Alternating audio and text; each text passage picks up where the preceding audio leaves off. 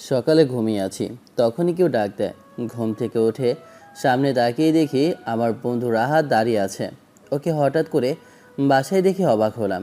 আমার দিকে তাকিয়ে একগাল হাসি দিয়ে বলে ওঠে, কিরে, কয়টা বাজে? এত সময় ধরে ঘুমিয়ে আছিস? ঘুম থেকে উঠবি না নাকি? ওঠার কোনো ইচ্ছে নেই? আন্টিকে জিজ্ঞেস করলাম, তোকে নাকি অনেকবার ডেকেছে, তাও ঘুম থেকে উঠছিস না। আরে ভালো লাগছে না, কি করবো বল। কত জায়গায় চাকরির খোঁজ নিয়েছি, কোথাও চাকরি পেলাম না। এইসব চিন্তা করে লাভ কি? চল আমার সাথে, বাইরে চল। রাহাত কথাটা বলে হাতটা টান দিয়ে আমাকে বাসা থেকে বের করে নিয়ে যেতে লাগলো। তখন পেছন থেকে আম্মু ডাক দিয়ে আমাদের দুজনের উদ্দেশ্যে বলে ওঠে, আরে বাবা, ঘুম থেকে উঠে গিয়েছিস? তোকে ভেবেছিলাম আমি এখন যাব ঘুম থেকে উঠানোর জন্য। যাই হোক, নাস্তা করে নে। নাস্তা বানিয়ে টেবিলে রেখেছি আমি। না আম্মু, তুমি খেয়ে নাও, আর আমি আর রাহাত দুজনে বাইরে খেয়ে নেব। কথাটা বলে আমি আর রাহাত বাসা থেকে বের হলাম। তোমার আব্বু মারা যাওয়ার পর ছেলেটা আমাদের পুরো সংসারের হালটা ধরেছে। আমি ছেলেটাকে নিয়ে বেঁচে আছি। শেষ বয়সে কতদিন বাঁচবো জানি না, কিন্তু আমি চাই আল্লাহ পাক যেন ওর ভালো একটা ভবিষ্যৎ করে দেন। চিন্তা করিস না, তোর জন্য ভালো একটা খবর নিয়ে এসেছে। আগে চল, দুজনে টমটম দোকানে গিয়ে বসি। আমি আর রাহাত একটা টমটম দোকানের সামনে গিয়ে বসলাম। ও, আপনাদেরকে তো আমার পরিচয়টাই দেওয়া হলো না। আমি আবির, পরিবারের একমাত্র সন্তান। আমার বাবা ছোটবেলায় মারা যান। আমার মা অনেক কষ্টে আমাকে পড়াশোনাটা করিয়ে মানুষের মতো মানুষ করিয়েছেন। কিন্তু এখন শেষে যখন আমি চাকরি খুঁজতে যাচ্ছি, তখন কোথাও চাকরি পাচ্ছি না। কারণ এই শহরের মধ্যে একটাই সমস্যা, সেটা হচ্ছে গিয়ে যদি টাকা পয়সা না থাকে তাহলে কখনো আপনি এখানে চাকরি পাবেন না। আপনার যতই ট্যালেন্ট থাকুক না কেন, এই শহরে আপনার কোনো দামই নেই। মন খারাপ করিস কেন? আমি জানি তুই আন্টির অসুস্থতার জন্য এতটা ভয়ে আছিস। আন্টির অপারেশন লাগবে, তুই চিন্তা করিস না, ঠিক হয়ে যাবে। তোর চাকরির ব্যবস্থা হয়ে যাবে। আমি এক জায়গায় খোঁজ নিয়ে দেখেছি, ওখানে নাকি। তবে তোকে একটু শহরে যেতে হবে, কারণ চাকরিটা করতে হলে তোকে আগে ঢাকা শহরে যেতে হবে। রাহাত আমার ছোটবেলার বন্ধু, ওর সাথে একসাথে দুজনে বড় হয়েছে। রাহাত আমার জন্য অনেক কিছুই করেছে, অনেক চেষ্টা করেছে, অনেক জায়গায় চাকরির জন্য খোঁজ নিয়েছে, কিন্তু কোথাও ভালো কোনো চাকরি হয়নি। আসলে আমার আম্মুর কিডনির মধ্যে সমস্যা আছে। যদি অপারেশন না করানো হয় তাহলে উনি যে কোনো মুহূর্তে যে কোনো কিছু হয়ে যেতে পারেন। তাই আমি ভয় আছি। আমার কাছে এত টাকা নেই যে আম্মুর অপারেশনটা করাতে পারবো। 2-3টা টিউশনি করি। আমি কোনো রকমে আমার আর মায়ের পেট চালাই। অনেক জায়গায় চাকরির জন্য গিয়েছিলাম, কিন্তু কোথাও চাকরিটা হয়নি। কী রে, কী ভাবছিস? যাবি না নাকি? আরে না, আমি চলে গেলে আম্মুর দেখাশোনা কে করবে? তাই জন্য আমি একা চলে যেতে পারবো না। কিন্তু আম্মুকে রেখে কি করে যাব বল? এই শহরে কখনো তুই সারাদিন বসে থাকলেই চাকরি খুঁজে পাবে না। তোকে শহরে অবশ্যই যেতে হবে। ঢাকা শহর ছাড়া তুই কখনো চাকরি খুঁজে পাবে না, এইটা আমার বিশ্বাস। আর আন্টির কথা কোনো চিন্তা করিস না। কেন? যদি আমি শহরে চলে যাই, ওনার দেখাশোনা কে করবে শুনি? আরে তুই মনে হয় আমাকে তোর নিজের বন্ধু মনে করিস না?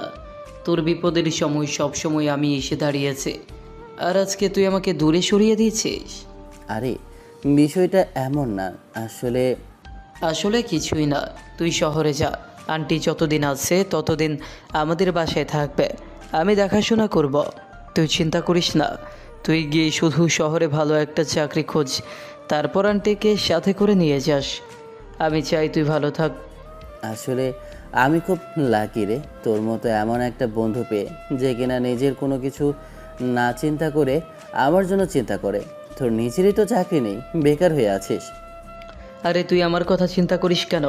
আমার তো আব্বু আছে, আব্বু ভালো একটা কোম্পানিতে জব করে। আমার তো সমস্যা নেই, কিন্তু তোর তো কেউ নেই, তোর তো সমস্যা। তুই কেন আমার কথা ভাবছিস? তোর বিষয়ে চিন্তা করিস না। আমি চাই আমার বন্ধু ভালো একটা চাকরি করুক, না হয় পরে তুই আমাকে চাকরি লাগিয়ে দিতে পারবি। আসলে রাহাত, তোর মতো বন্ধু পাওয়া অনেক ভাগ্য রে। কথাটা বলে আমি ওখান থেকে সোজা বাসায় চলে যেতে লাগলাম। বাসায় এসে ভাবছি যে সত্যি আমাকে এখান থেকে ঢাকা শহরে যেতে হবে যদি চাকরি খুঁজতে হয়। বাসায় এসে আম্মুকে বললাম, তখন আম্মু বলে, আমাকে নিয়ে তোর চিন্তা করা লাগবে না। আমিও ভেবেছিলাম তোকে কথাটা বলবো, কিন্তু তুই তো অন্যমনস্ক হয়ে আছিস, তাই কিছু বলছিলাম না। তুই আমার চিন্তা করিস না, কারণ তুই ভালো থাক, এটাই আমি চাই। ভালো একটা চাকরি নে। আমার খুব ইচ্ছে মরে যাওয়ার আগে তোর বউকে নিজের চোখে একবার দেখে যাব। আম্মু কথাটা বলতেই মুখটা চেপে ধরি। এরপর আম্মুকে জড়িয়ে ধরে বলি, এমন ধরনের কথা তুমি কখনো বলবে না, না হলে কিন্তু আমি খুব খারাপ করে ফেলবো। তুমি যদি আমার আগে চলে যাও তাহলে আমার বেঁচে থাকার কারণ আর কোনো কিছুই থাকবে না। আরে পাগল ছেলে, এখনো কি বাচ্চা রয়ে গিয়েছিস? আল্লাহ পাক একটা অসুখ দিয়েছেন, একদিন না একদিন তো যেতেই হবে। তুমি এসব ধরনের কথা আর বলবে না, এটাই আমার শেষ কথা। আচ্ছা, এখন বিকেল হয়ে যাচ্ছে, খাবারটা খেয়ে নি। তোর জন্য আমি খাবার বেড়ে দিচ্ছি, আর আমি জামা কাপড়গুলো রেডি করে দিচ্ছি। আজকে শহরের উদ্দেশ্যে রওনা দে। খাবারটা খেয়ে আমি একটু ঘুমিয়ে পড়লাম। এরপর রেডি হয়ে সব কিছু নিয়ে আম্মুকে বিদায় জানিয়ে রেল স্টেশনে যাওয়ার উদ্দেশ্যে রওনা দিলাম। কিছুক্ষণ পর দেখলাম একটা ফোনে কল আসলো। ফোনটা রিসিভ করলাম, তখন রাহাত বলে ওঠে, কিরে, কতক্ষণ ধরে তোর জন্য স্টেশনে অপেক্ষা করছি। কোথায় তুই? তোর জন্য টিকিট কেটে রেখেছি। এই তো চলে আসি। কোথায় তুই? আরে শালা, এত সময় ধরে কি করছিলে? সে কখন থেকে কল করছে, তোর কোনো খবর নেই। আরে ভাই, ঘুমিয়েছিলাম। ঘুম থেকে মাত্র উঠে তোর ফোন ধরলাম। আচ্ছা, টিকিট কেটেছিস নাকি? হ্যাঁ, কিন্তু একটা কথা শালা, ওখানে গিয়ে কিন্তু আমাদেরকে ভুলে যাবে না। কারণ সুন্দরী মেয়ে পেলে তুই আবার ভুলে যাবি, তোকে নিয়ে বিশ্বাস নেই। তুই শালা, আমি কি তোর মতো লুচ্চা নাকি যে আমি মেয়ে দেখলেই শুধু ঢলে পড়বো? হারামজাদা, হালকার ওপর এইভাবে অপমান করে দিলি। আচ্ছা ঠিক আছে, বিষয়টা মাথায় রাখলাম, মনে থাকবে। রাহাত আমার হাতের টিকিটটা দিয়ে দেয়। এরপর ট্রেন চলে আসে। আমি রাহাতকে বিদায় জানিয়ে ট্রেনের উপর উঠে বসলাম। একটা সিটের মধ্যে গিয়ে বসলাম, যেটা লেখা আছে ট্রেনের টিকিটের মধ্যে। শরীরটা এখনও ক্লান্ত, যেন ঘুমটা ভালো করা হয়নি। তাই ঘুমানোর জন্য ভাবছিলাম আরও একটা চেষ্টা করি, কারণ এখান থেকে ঢাকা যেতে প্রায় অনেক সময় লাগতে পারে। সারা রাত ধরে বন্ধুদের সাথে পার্টি করে ঘুমিয়ে আছি, তখনই আব্বু রুমে এসে আমাকে ডাক দিয়ে বলে ওঠে, নীলামা, এখনও ঘুমিয়ে আছিস? আজকে না আমার সাথে তোর অফিসে যাওয়ার কথা ছিল?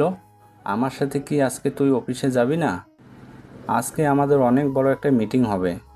এখানে দেশের নামকরা অনেক বিজনেসম্যান আসবে। ভাবছিলাম সবার সাথেই তোকে আমি পরিচয় করিয়ে দিব, কিন্তু সারা রাত তুই পার্টিতে ছিলি। বাবা, তোমার বিজনেস সামলাতে ইচ্ছে করে না আমার, তুমি আছো না, তুমি নিজে সামলাও। এভাবে বন্ধুদের সাথে আড্ডা দেওয়া, পার্টি করা, এখনও এগুলোই জীবন না। এভাবে দিন চলে না। আমি মরে গেলে তুই কি করবি? বাবা, তুমি বারবার কেন এগুলো কথা বলো? আমার ভালো লাগে না। আব্বু নীলার মাথায় হাত বুলিয়ে দেয়।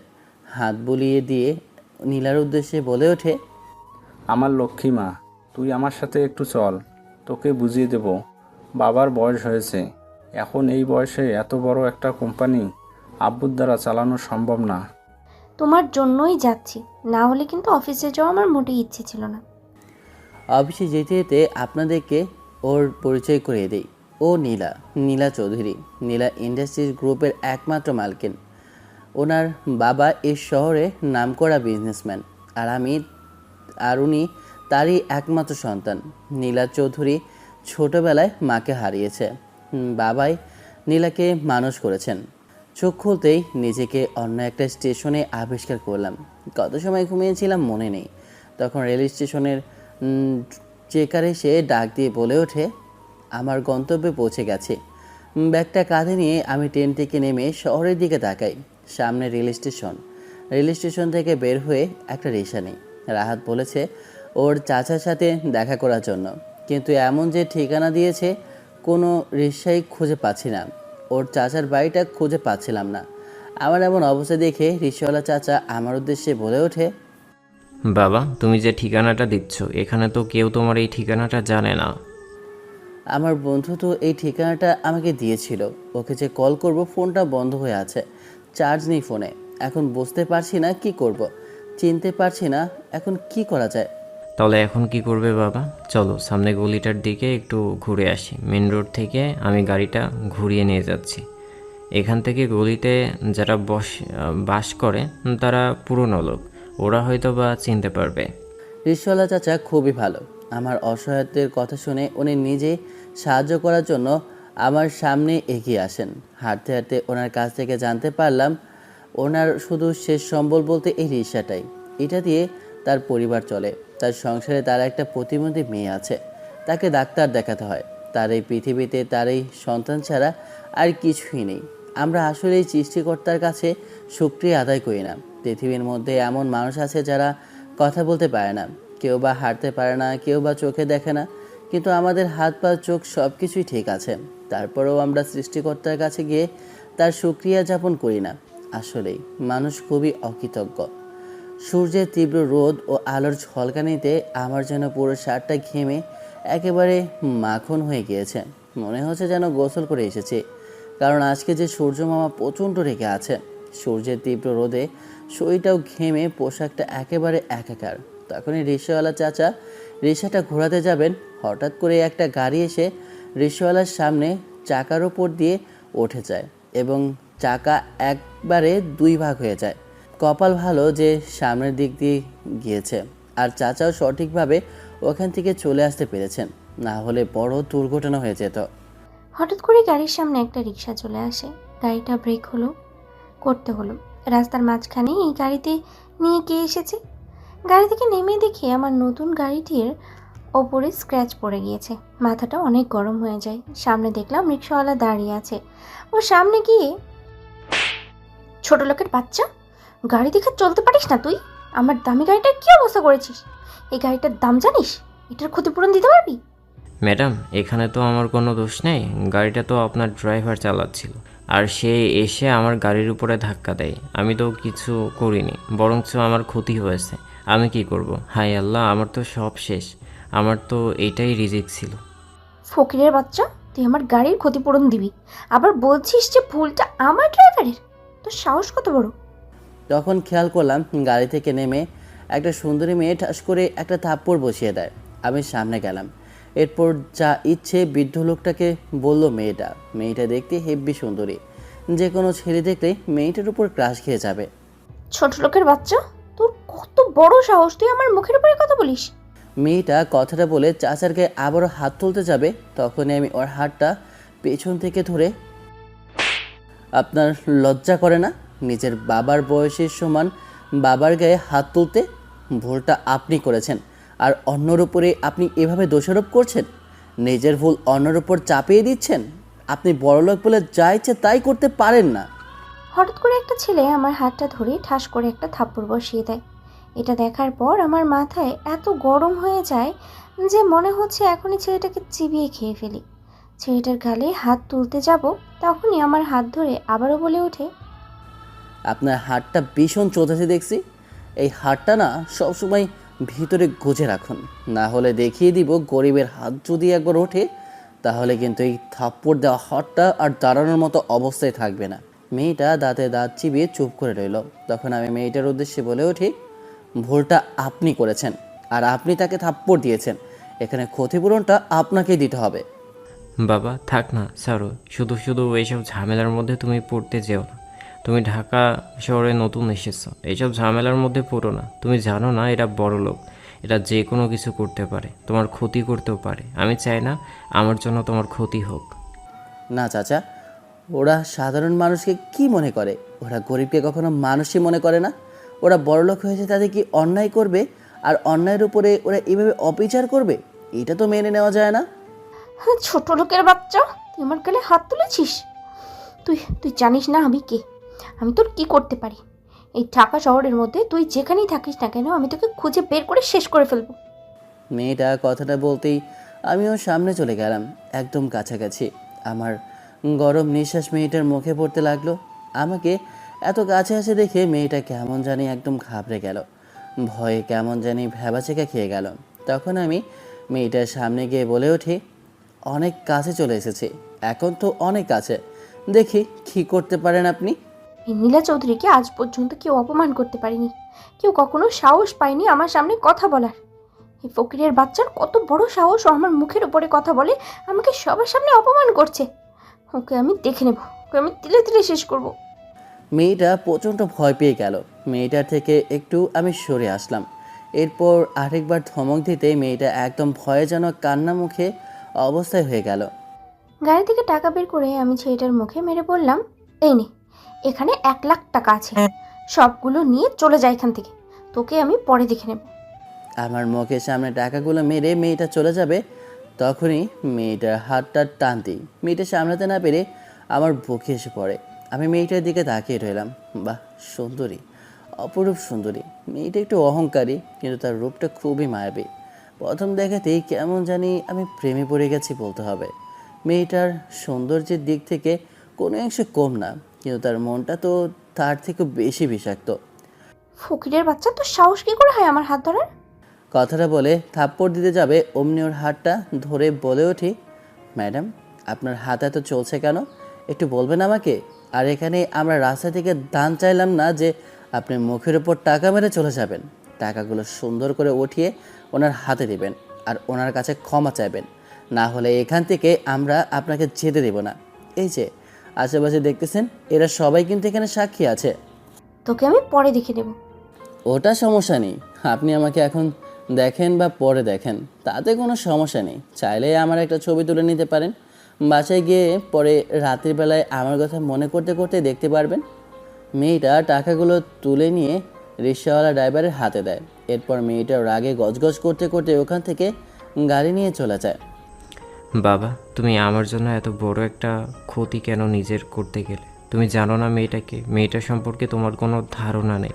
তুমি যেখানে দাঁড়িয়ে আছো এই শপিং মল এবং কি এখানের আশেপাশে যত সম্পত্তি আছে, যে জায়গাগুলো আছে, সব ওই মেয়েটার বাবার। এত বড় লোক নাকি মেয়েটার বাবা? আরে তুমি হয়তো জানো না, এই মেয়েটার একটা কি যেন কোম্পানি আছে, আমি নাম জানি না, তবে শুনেছি ওদের কোম্পানি এই শহরের নাম্বার 1। তুমি ওই মেয়ের সাথে বেয়াদবি করেছো। আমি জানি না তোমার কি হয়, কিন্তু তুমি আমার জন্য নিজের বিপদে পড়ো আমি চাই না। তুমি টাকাগুলো নিয়ে বাড়িতে চলে যাও। আমি যেমন তেমন না হয় ভিক্ষা করে নিজের সংসার চালাবো। আপনি আমার আব্বুর মতো, আমার আব্বুর বয়সী, আর আপনি আমাকে এসব বলছেন? আমি যদি আপনার ছেলে হতাম তাহলে আপনি এগুলো বলতে পারতেন। আপনি কেন শুধু শুধু আমাকে টাকা ফেরত দিচ্ছেন? আপনার ক্ষতি হয়েছে, নতুন একটা রিক্সা নেবেন, এটা বিক্রি করে দিয়ে আরও কিছু টাকা দিয়ে এটার সাথে মিলিয়ে আপনি মোটরের একটা রিক্সা কিনবেন, তাহলে আপনার আর কষ্ট করে রিক্সা চালানো লাগবে না। কিন্তু আমার জন্য তোমার... আরে চাচা, আপনি এগুলো নিয়ে চিন্তা করেন না তো। আপনি চান এই টাকাগুলো নিয়ে যান, নিজের একটা রিক্সা কিনেন, নিজের পরিবারের চিন্তা করেন। আমার চিন্তা করবেন না, আমার যে কোনো একটা চাকরি হয়ে যাবে। আল্লাহ তাআলা চাইলে সব কিছুই হবে। আমি কখনো কারো ক্ষতি চাইনি বা কখনো কারো খারাপ কিছু করিনি, তাই আমার বিশ্বাস আল্লাহ তাআলাও আমার জন্য অনেক কিছু লিখে রেখেছেন। তুমি খুবই ভালো মানুষ বাবা। আমি দোয়া করি আল্লাহ তাআলা তোমার জন্য উচ্চ ও ভালো কিছু রেখে দিন। রিক্সাওয়ালা চাচা ওখান থেকে চলে যান। এখন আমি চিন্তা করছি আমি কি করব। উনি তো চলে গিয়েছে, এই ঠিকানাটা কেউ তো জানে না। এখন আমি যাব কোথায় বুঝতে পারছি না। রাহাতকে কল করব, ফোনটা বন্ধ আছে। এইসব ভাবতে ভাবতে আমি রাস্তার এক প্রান্ত দিয়ে হেঁটে যাচ্ছিলাম। হঠাৎ করে কারোর সাথে আমার ধাক্কা লাগে। সামনে তাকিয়ে দেখি একটা মেয়ে। মেয়েটা নিচে পড়ে যায়। মেয়েটা কোমর ধরে বলে ওঠে, আল্লাহ গো, আমার কোমরটা মনে হয় একেবারে ভেঙে দিল। কানা নাকি, চোখে দেখেন না? সামনে তাকিয়ে দেখি একটা ছেলে, আমার থেকে মনে হয় 2 ইঞ্চি লম্বা, কম করে হলেও ছেলেটা 6 ফিট তো হবেই। ছেলেটার মুখের দিকে তাকাতে আমি যেন ক্রাশ খেলাম। কি সুন্দর ছেলেটা! ছেলেটাকে দেখতে খুবই মায়াবী লাগছে। সব থেকে ভালো লাগছে কোচা কোচা দাড়িতে ফর্সা মুখটা কেমন লাগছে দেখে আমি ক্রাশ খেলাম। আসলে আমি একদমই সরি, খেয়াল করিনি, অন্যমনস্ক হয়ে আমি হাঁটছিলাম। আসলে ঢাকা শহরে নতুন এসেছি, তাই একটু প্যারার মধ্যে আছি। কথাটা বলে আমি হাতটা বাড়িয়ে দিলাম। মেয়েটা আমার হাতটা ধরে একটা মুচকি হাসি দেয়। এরপর আমার উদ্দেশ্যে বলে ওঠে, আরে ঠিক আছে, কোনো ব্যাপার না।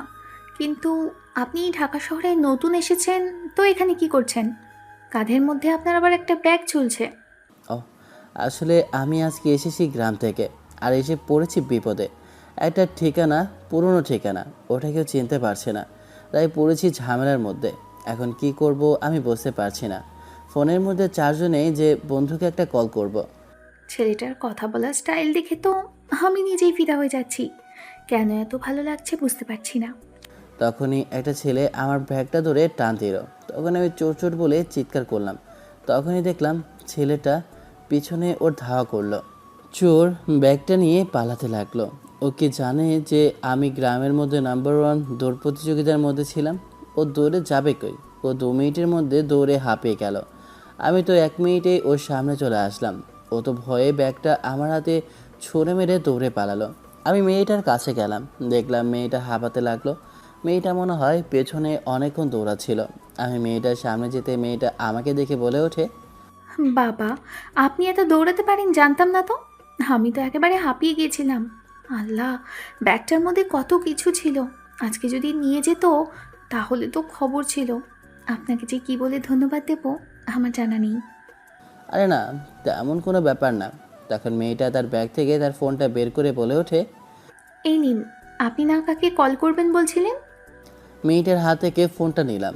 রাহাতের নাম্বারটা আমার মুখস্থ জানা আছে। রাহাতের নাম্বারে কল করলাম। ফোনটা রিসিভ করতেই রাহাত বলে ওঠে, জি, আসসালামু আলাইকুম। কে বলছেন? চিনতে পারলাম না। আরে আমি আবির বলছি। আরে ভাই, তুই এখন কল করেছিস? ভাই তুই কথাই বলিস না। তোকে কতগুলো কল করেছি, তোর ফোন বন্ধ। আমি কত চিন্তার মধ্যে ছিলাম, তোর কোনো ধারণা আছে? কি হয়েছে বল? আর আমার ফোনটা বন্ধ হয়ে গিয়েছে। আর তোর যে চাচার ঠিকানা, এই ঠিকানাটা কেউ চেনে না। যারা ছিল ওরা নাকি অনেক আগে চলে গিয়েছে। তোকে ওই বিষয়ে আমি অনেকবার বলবো বলেই কল করেছিলাম, কিন্তু ফোন লাগছিল না। এর ভেতরে অনেক বড় একটা সমস্যা হয়েছে।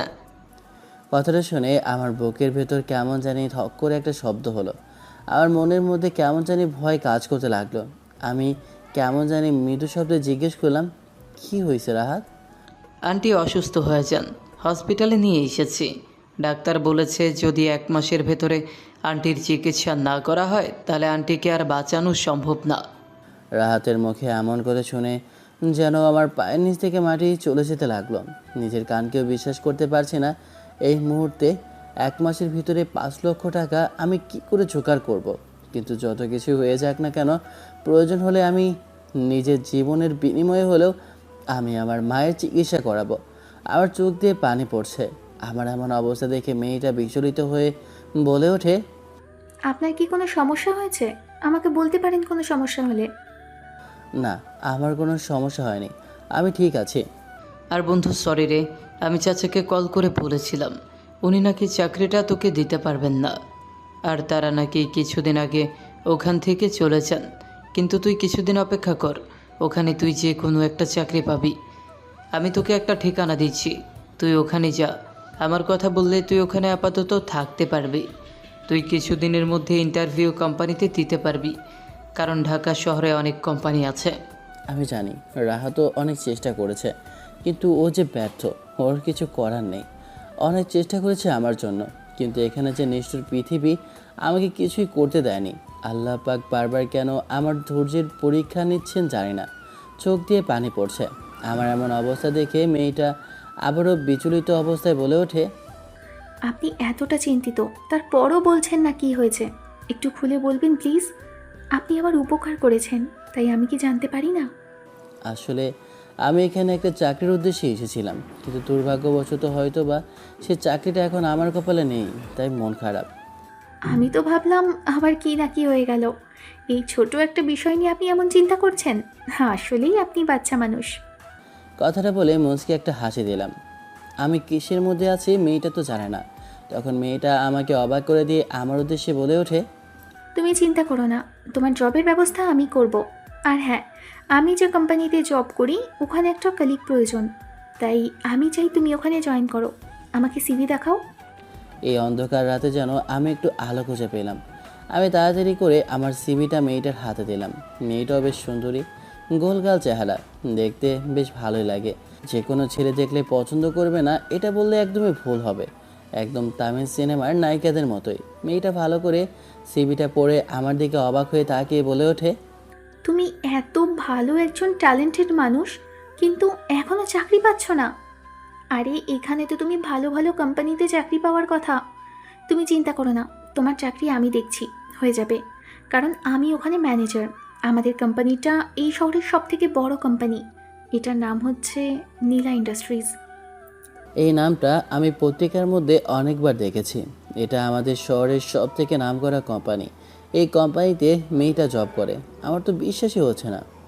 আসলে আমার আসার সময় গাড়িটা নষ্ট হয়ে যায়, তাই আমি সামনে একটু হেঁটে যাচ্ছিলাম। সামনে একটা গ্যারেজে যাচ্ছিলাম, তখনই আপনার সাথে দেখা। এই নিন, এই কার্ডটা নিন। আগামীকালকে এই কার্ডের ঠিকানায় চলে আসবেন, আপনার ইন্টারভিউ নেওয়া হবে। আমি আজকে গিয়ে বলবো। কথাটা বলে মেয়েটা আমার নাম্বার নিল। এরপর মেয়েটা সামনে কথাটা বলে ওখান থেকে চলে যায়। আমি কার্ডটা হাতে নিয়ে যেন এক আশার কিরণ খুঁজে পেলাম। রাহাতের দেওয়া ঠিকানা অনুযায়ী ওই ঠিকানায় গেলাম। ওখানে একটা বৃদ্ধ লোক থাকেন। উনি মনে হয় রাহাতের বাবার বন্ধু, তাই তিনি আমাকে একটা রুম দেখিয়ে দিয়ে বললেন নিচে থাকতে। আমি ওখানে থাকি, আর কোনো সমস্যা নেই। সকালবেলায় নামাজ পড়ে আমি রুমে শুয়ে আছি, আর মনে মনে দোয়া করছি আল্লাহ পাক যেন আমার চাকরিটা কবুল করেন। অফিসের মধ্যে এসে যখনই দেখলাম দরজা খুলতে দেরি হলো, একটা থাপ্পড় বসিয়ে দিলাম। তোমাদেরকে এই অফিসের মধ্যে কি শুধুমাত্র বসে বসে খাওয়ার জন্য বেতন দেওয়া হয়, নাকি কাজগুলো ঠিকঠাকভাবে করতে পারো না? আর কি হয়েছে, তোমরা সবাই ভাবে মুখের দিকে তাকিয়ে আছো কেন? তোমাদের কাজ করো না কেন? কি হয়েছে, রেগে আছিস কেন? কিছু হয়েছে মা? ছেলেটার সাহস কত বড়! ওই ছেলেটা আমার গালে হাত তুলেছে, অপমান করেছে। এই ছেলেটা জানে না এই নীলা চৌধুরী কি করতে পারে। কি হয়েছে মা, আগে তো আমাকে সব কিছু খুলে বলবি। সবকিছু খুলে বললাম। সবকিছু শুনে আব্বু একটু হেসে দিলেন। আব্বু, তুমি কথাটা শুনে হাসলে? আমার মাথা গরম হয়ে আছে। ওই ছেলেটাকে যেখানে পাবো ওখানেই শেষ করে দেবো। আমার এই রাগী মেয়েটার সাথে আজ পর্যন্ত কেউ কখনো দুর্ব্যবহার করতে পারেনি। ছেলেটা আসলে খুবই ভাগ্যবান, আর ওকে দেখে মনে হয় এই ছেলেটাই পারবে আমার এই রাগী মেয়েটাকে ঠিক করতে। কি হলো, চুপ করে রইলে কেন? তোমার যত লোক আছে ছেলেদের পেছনে লাগিয়ে দাও। ওকে আমি আজকের ভিতরেই ধরে নিয়ে আসতে চাই আমার কাছে। আচ্ছা মা, ঠিক আছে, সব কিছু হবে। তুই একটু মাথা ঠান্ডা কর, আর তোকে আমি অফিসে সব কিছুই বুঝিয়ে দিচ্ছি। সন্ধ্যাবেলা বৃদ্ধ চাচা আমাকে খাওয়ার জন্য ডাকেন। ওনার সাথে একসাথে খেয়ে আমি রুমে ঘুমানোর চেষ্টা করছি, কিন্তু বারবার আম্মুর কথা মনে পড়ছে। আম্মু হসপিটালে, ওনার চিকিৎসা লাগবে। ঘুম আসে না। তখনই ফোনটা বেজে ওঠে। ফোনের নাম্বারটা অচেনা, তারপরও রিসিভ করলাম। তখন ওপাশ থেকে কেউ নারী কণ্ঠে বলে ওঠে, কেমন আছো? জি আমি ভালো আছি, কিন্তু চিনতে পারলাম না। আরে আমি শ্রাবণী, সকালেই তো আমাদের দেখা হয়েছে। এত সহজে ভুলে গেলে? আমি তোমাকে বলিনি? ও আচ্ছা, আসলে সত্যি ভুলে গিয়েছিলাম। না, এখন মনে পড়েছে। হ্যাঁ বলুন। কনগ্র্যাচুলেশন, আপনি কিন্তু সিলেক্ট হয়েছেন। আমি স্যারকে বলেছি, আর আপনি আগামীকালকে চলে আসবেন, ঠিক আছে? অনেক খুশি হলাম। এত বড় কোম্পানিতে প্রথমবারের মতো আমি ইন্টারভিউ দিতে পারবো। আর এতটুকু শুনেছি ওখানে কোনো ঝামেলা নেই, বা কোনো দালাল নেই, কোনো টাকা পয়সারও সমস্যা নেই। ওখানে ইন্টারভিউ নেবেন ওখানেরই মালিক। সকাল সকাল ঘুম থেকে উঠতে হবে, তাই আমি ঘুমিয়ে পড়ি। তোকে যদি এই একবার হাতের কাছে পাই, তাহলে আমি দেখিয়ে দেবো এই নীলা চৌধুরী কি করতে পারে। আমার মেয়েটা মনে হয় এখনও রেগে আছে। তুমি চিন্তা করো না, আমি সব কিছু দেখে নেব। তুমি আগামীকালকে থেকে অফিসটা দেখবে। আর হ্যাঁ, নতুন একটা কলিগের জন্য আমি বিজ্ঞাপন দিয়েছি, কালকে ইন্টারভিউ নেওয়ার জন্য তুমি এসো। কলটা কেটে আমি ঘুমানোর চেষ্টা করছি। বারবার শুধু আবিরের কথাই মনে পড়ছে। কেন জানি না, শুধু বারবার আবিরের কথাই মনে হচ্ছে। ওকে তো আমি মনে হয় আমার মনটাও দিয়ে ফেলেছি, তাই তো ওর কথা বারবার মনে পড়ছে। কত ছেলে আমাকে প্রপোজ করেছে, কত ধনী পরিবারের ছেলে আমার কাছে এসেছে, আমার সামনে হাত পা ধরেছে তাদেরকে বিয়ে করার জন্য, কিন্তু কাউকে আমার পছন্দ হয়নি। কোলবালিশটা জড়িয়ে ধরে আমি ঘুমিয়ে আছি, আর শুধু আবিরের কথাই ভাবছি। কখন যে ঘুমিয়ে পড়ি নিজেও জানি না। সকালবেলা ঘুম থেকে উঠে ফ্রেশ হয়ে আমি রেডি হচ্ছি অফিসে যাওয়ার উদ্দেশ্যে। পকেটে হাত দিয়ে দেখি একটা ফোঁটা পয়সাও নেই। কী করব, হেঁটে যেতে হবে। তাই তো তাড়াতাড়ি ঘুম থেকে উঠে পড়েছি। আমি কি সত্যিই আমার মেয়েটাকে সঠিক পথে নিয়ে আসতে পারবো না?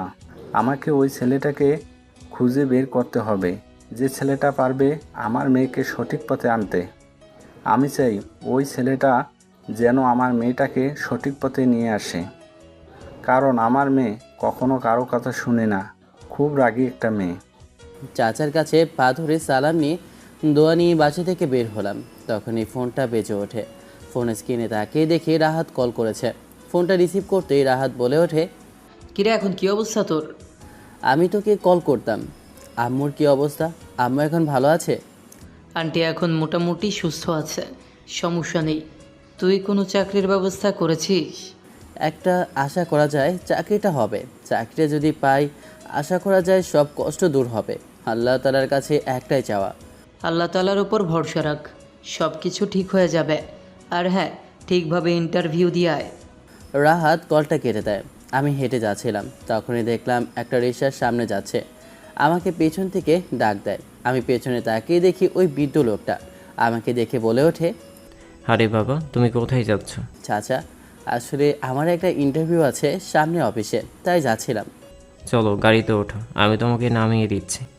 না চাচা, আমি হেঁটে যেতে পারবো, সমস্যা নেই। আসলে বাবা, তুমি কি বলছো? এতটুকু রাস্তা তুমি হেঁটে যাবে? গাড়িতে ওঠো, আমি বুঝতে পারছি তোমার কাছে টাকা নেই, তাই তুমি এমনভাবে কথা বলছো। তুমি আমাকে চাচা ডেকেছো, তাই নিজের ভাতিজার এমন কষ্ট আমি দেখব আর তোমার কাছে থেকে টাকা নিব? আর তুমি এটা কি করে ভাবলে? তুমি টাকা দিলেও আমি কি তোমার কাছ থেকে টাকা রাখবো? তুমি যদি এখন গাড়িতে না ওঠো তাহলে খুব কষ্ট পাবো। আমি মুচকি হাসি দিলাম। এরপর রিকশায় উঠে বসলাম। চাচা রিকশাটা নিয়ে আমাকে অনেক বড় একটা অফিসের সামনে এসে নামিয়ে দিয়ে বলেন, এই নাও, এটা হচ্ছে তোমার সেই অফিসটা যেখানে তুমি ইন্টারভিউ দিবে। আচ্ছা বাবা, ঠিক আছে, তাহলে আমি গেলাম। চাচা রিকশাটা নিয়ে চলে যান। আমি সামনে হাঁটতে লাগলাম। এরপর ভিতরে প্রবেশ করব, তখনই দারোয়ান আমাকে দেখে বলে ওঠে, এই ছেলে, তুমি কোথায় যাচ্ছ? আজকে আমার এখানে ইন্টারভিউ দেওয়ার কথা। মাথা খারাপ নাকি তোর? তোর মতো একটা ভিখারি এখানে ইন্টারভিউ দিতে আসছে? দেখুন, মানুষের পোশাক দেখে কখনো বিবেচনা করবেন না সে কেমন। আর আমি এখানে ইন্টারভিউ দিতে এসেছি, এখানে আমার সব কিছুই আছে, আপনি দেখতে পারেন। এগুলো দেখার আমাদের সময় নেই। তুমি এখন থেকে বের হয়ে যাও, না হলে গার্ড ধাক্কা দিয়ে তোমাকে এখনই আমরা অফিসের সামনে থেকে বের করে দিব। আমাদের যদি স্যার জানতে পারেন তাহলে কিন্তু আমাদের চাকরি থাকবে না, তাই ভালোই ভালোই বলছি চলে যান। দারোয়ানগুলো আমার সাথে বেশ বাজেভাবে ব্যবহার করছে। তখনই ওরা আমাকে ধাক্কা দিলে নিচে পড়ে যায়। তখনই কয়েকটা মেয়ে পেছন থেকে আমাকে উঠিয়ে বলে ওঠে, তোমার এমন অবস্থা হলো কি করে? না আসলে ওরা আমাকে ভিতরে ঢুকতে দিচ্ছিল না, আজকে আমার ইন্টারভিউ। তোদের সাহস কি করে হয় ওনাকে ধাক্কা দিয়ে ফেলে দেওয়ার? উনি এখানে ইন্টারভিউ দিতে এসেছেন। তোদের ছোট লোকের বাচ্চা তোরা। সরি ম্যাডাম, আমি বুঝতে পারিনি। আসলে আমরা বুঝিনি বিষয়টা এমন হয়ে যাবে। সত্যি আমরা রিয়েলি সরি। যারা নীলা গ্রুপ অফ ইন্ডাস্ট্রিজের মধ্যে ডিসিপ্লিন বজায় রাখতে পারে না, ওখানে একটা রুলস আছে। ওই রুলস অনুযায়ী তোমাদেরকে চাইলে আমি এখনই মেরে এখান থেকে বের করে দিতে পারি। তাই তোমাদেরকে সতর্ক করছি, এখন বের হয়ে যাও, না হলে আমি তোমাদেরকে পিটিয়ে এখান থেকে বের করে দেব। সরি ম্যাম, আমাদের ভুল হয়ে গেছে, প্লিজ আমাদেরকে ক্ষমা করে দিন। আমরা এই ভুল দ্বিতীয়বার করব না। তোমরা নিজেরা ছোট লোক আর অন্যদেরকে ছোটভাবে দেখো। তোমাদেরকে রেখে এখানে কোনো লাভ নেই। তুমি জানো আমাদের এখানে সবাই সমান, কেউ কখনো কারোর সাথে বাজে ব্যবহার করতে পারে না। এখানে ডিসিপ্লিন যে বজায় রাখবে সে থাকতে পারবে। তাই তোমরা এখান থেকে যাও, না হলে ঘাড় ধাক্কা দিয়ে আমি নিজেই বের করে দেব। মেয়েটা আজকে বেশ সুন্দর করে সেজেছে।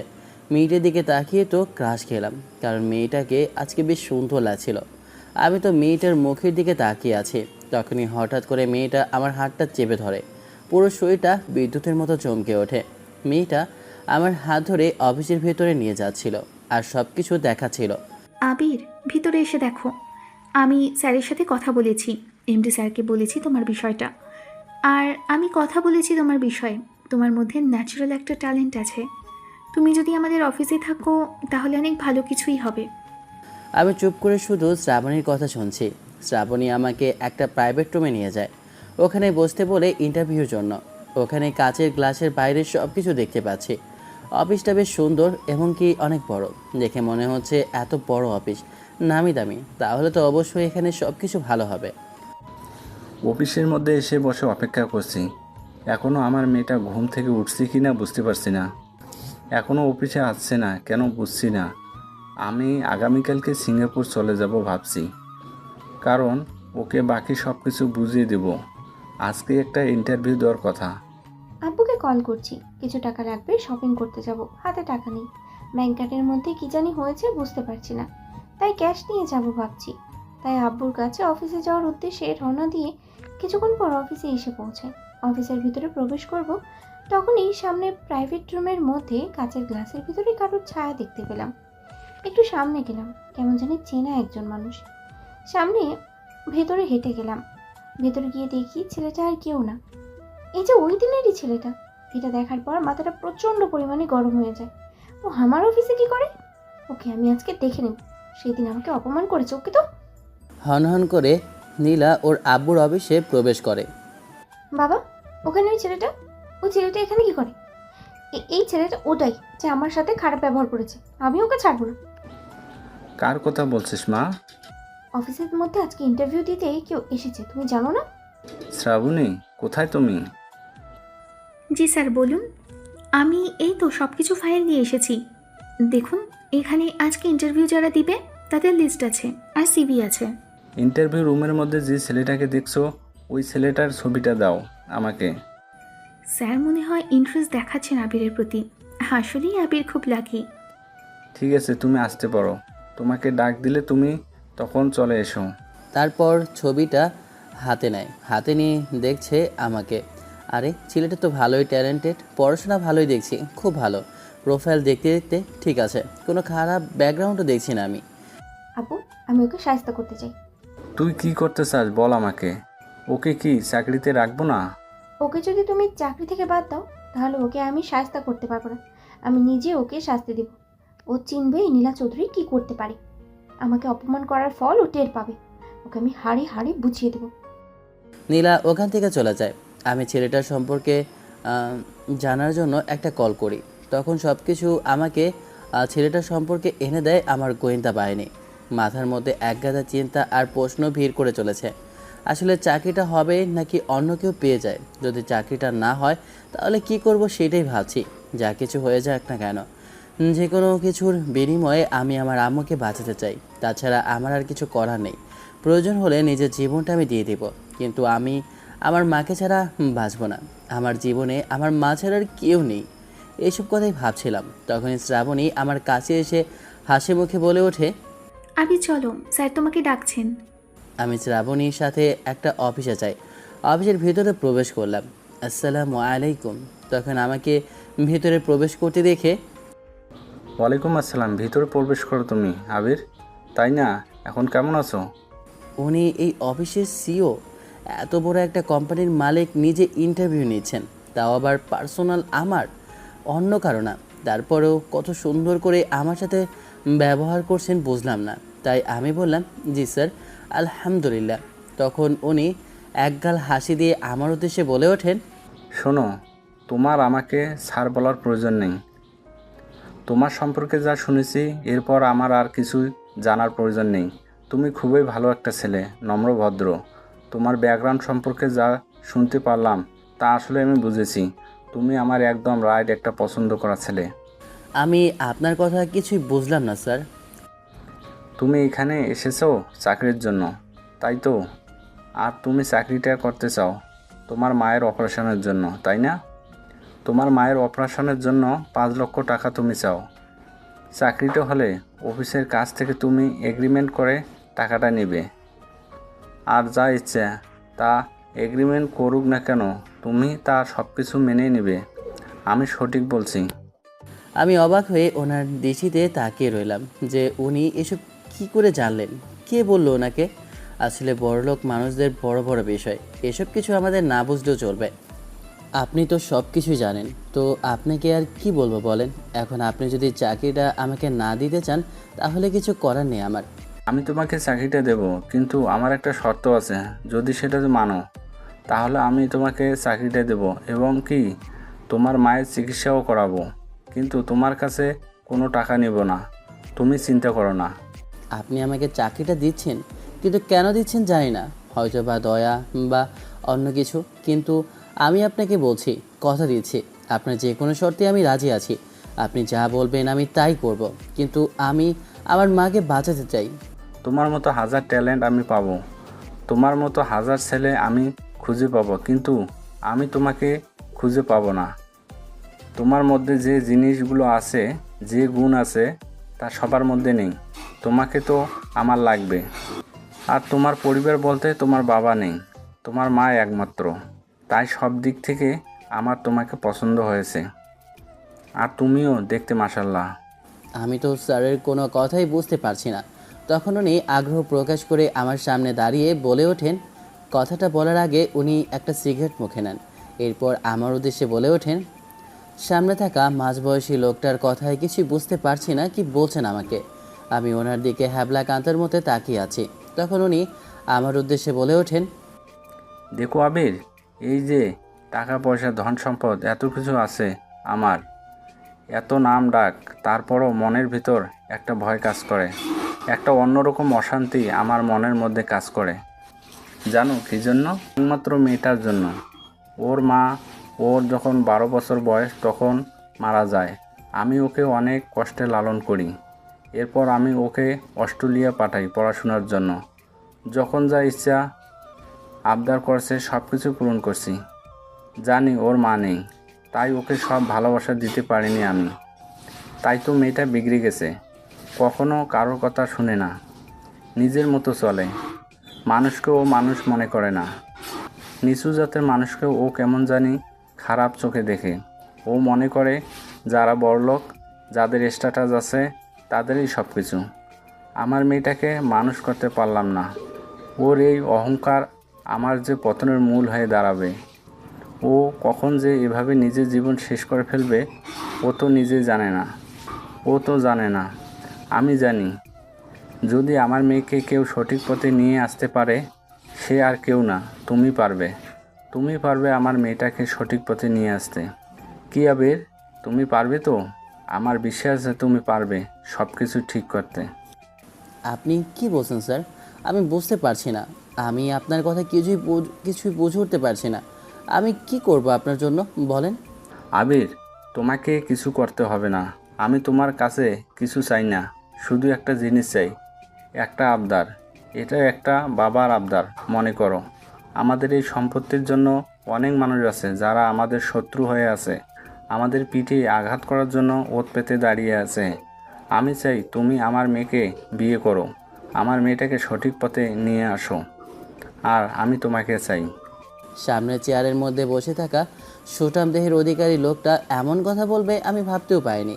তার মুখে এমন কথা শোনার জন্য মোটেও প্রস্তুত ছিলাম না আমি। তার একমাত্র মেয়েকে বিয়ে করব? স্যার, আপনি কি আমার সাথে মজা করছেন? এসব কি কথা বলছেন? আমি তোমার সাথে সিরিয়াসলি কথা বলছি। এখানে আমি আর কোনো কিছুই বলতে চাই না। তুমি যদি চাকরিটা করতে চাও তাহলে আমার সাথে যদি রাজি হও তাহলে এখনই একটা এগ্রিমেন্ট হবে। না না স্যার, আমি আপনার সব শর্তে রাজি। আমি শুধু আমার মাকে বাঁচাতে চাই।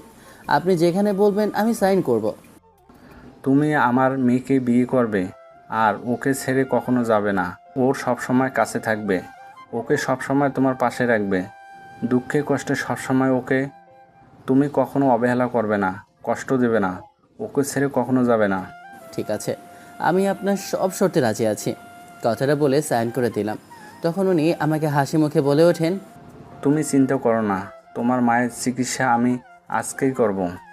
আমি দেশের বাইরে থেকে ডাক্তার তোমার বাসায় পাঠাবো। আমি আজকে কল করে বলে দিচ্ছি, সবাই তোমার মায়ের জন্য চলে যাবে। তুমি কিছুদিন পর তোমার মাকে দেখতে পাবে। সমস্যা নেই, আমি লোক পাঠাচ্ছি। আমি হাত দুটো জোর করে ওনার কাছে বললাম, ধন্যবাদ স্যার, আপনার এই উপকার জীবনে কখনো আমি ভুলব না। আরে বোকা, এখন থেকে তুমি আমাকে আঙ্কেল বলে ডাকবে কেন, স্যার না। তখন স্যার বলতে শুরু করলেন। কথাটা বলে আমি ছেলেটাকে জড়িয়ে ধরলাম। আমি জানি ছেলেটা খুব ভালো এবং কি ভদ্র, ও কখনো বেইমানি করবে না। আর আমি এতদিন ধরে এমন একটা ছেলেই খুঁজছিলাম। আমাকে একটা গাড়ির চাবি দেন আর একটা ফ্ল্যাট দেন ওখানে কিছুদিন থাকার জন্য। এরপর ওনাদের বাসায় আমাকে থাকতে হবে। স্যার আঙ্কেল কথাটাই বললেন। এগুলো বলে আমাকে এগুলো দিয়ে উনি অফিস থেকে বের হয়ে যান।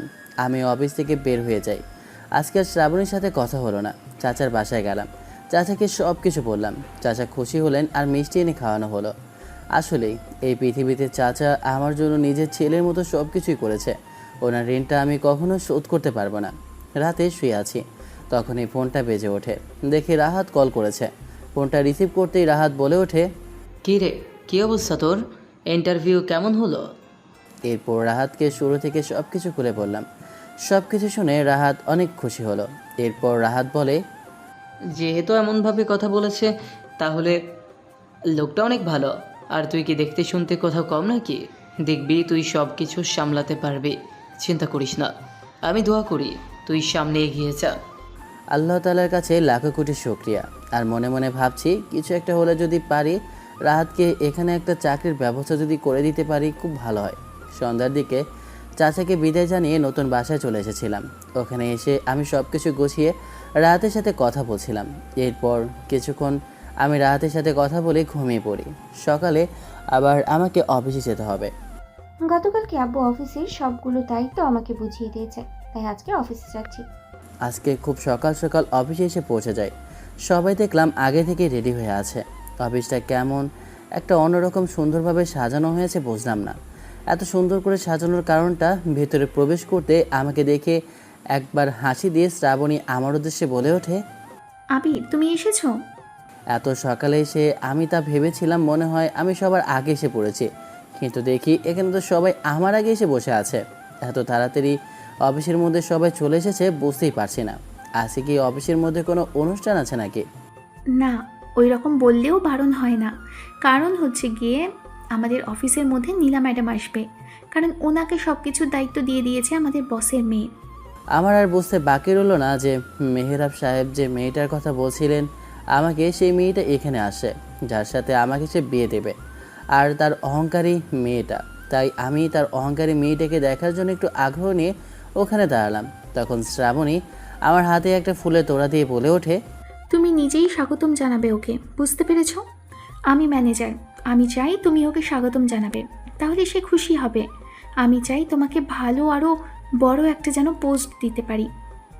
আসলে তোমার এই ঋণ কীভাবে শোধ করব আমি জানি না। তুমি আমার জন্য যা করছো অবশ্যই একদিন না একদিন তোমার এই ঋণ পরিশোধ করার চেষ্টা করব। তোমাকে একবার বলে দিচ্ছি, বন্ধুদের মধ্যে এগুলো হয় না, বুঝতে পেরেছো? আর হ্যাঁ, তুমি চাইলে দিতে পারো। তোমার কাছে আমি একটা জিনিস চাইবো, কিন্তু এখন না, সময় করে চাইবো, তখন কিন্তু দিতে হবে আমাকে। আরে সমস্যা নেই, আমি চেষ্টা করব। তখনই কিছুক্ষণ পর দেখলাম আমাদের অফিসের সামনে একটা গাড়ি এসে দাঁড়ালো। অফিসের ভেতরে কেউ একটা প্রবেশ করছে। ভালো করে দেখলাম একটা রূপসী ভিতরে প্রবেশ করছে। চেহারাটা দেখার পর আমার যেন বুকের আত্মাটা কেঁপে উঠল। পায়ের নিচ থেকে মাটি সরে যেতে লাগলো। মনে হয় 400 ভোল্টের বিদ্যুৎ চমকালো। আমি সরার চেষ্টা করলাম কিন্তু হলো না। তখনই আমাকে শ্রাবণী ডেকে বলে ওঠে, কি হলো? তুমি এমন করছো কেন?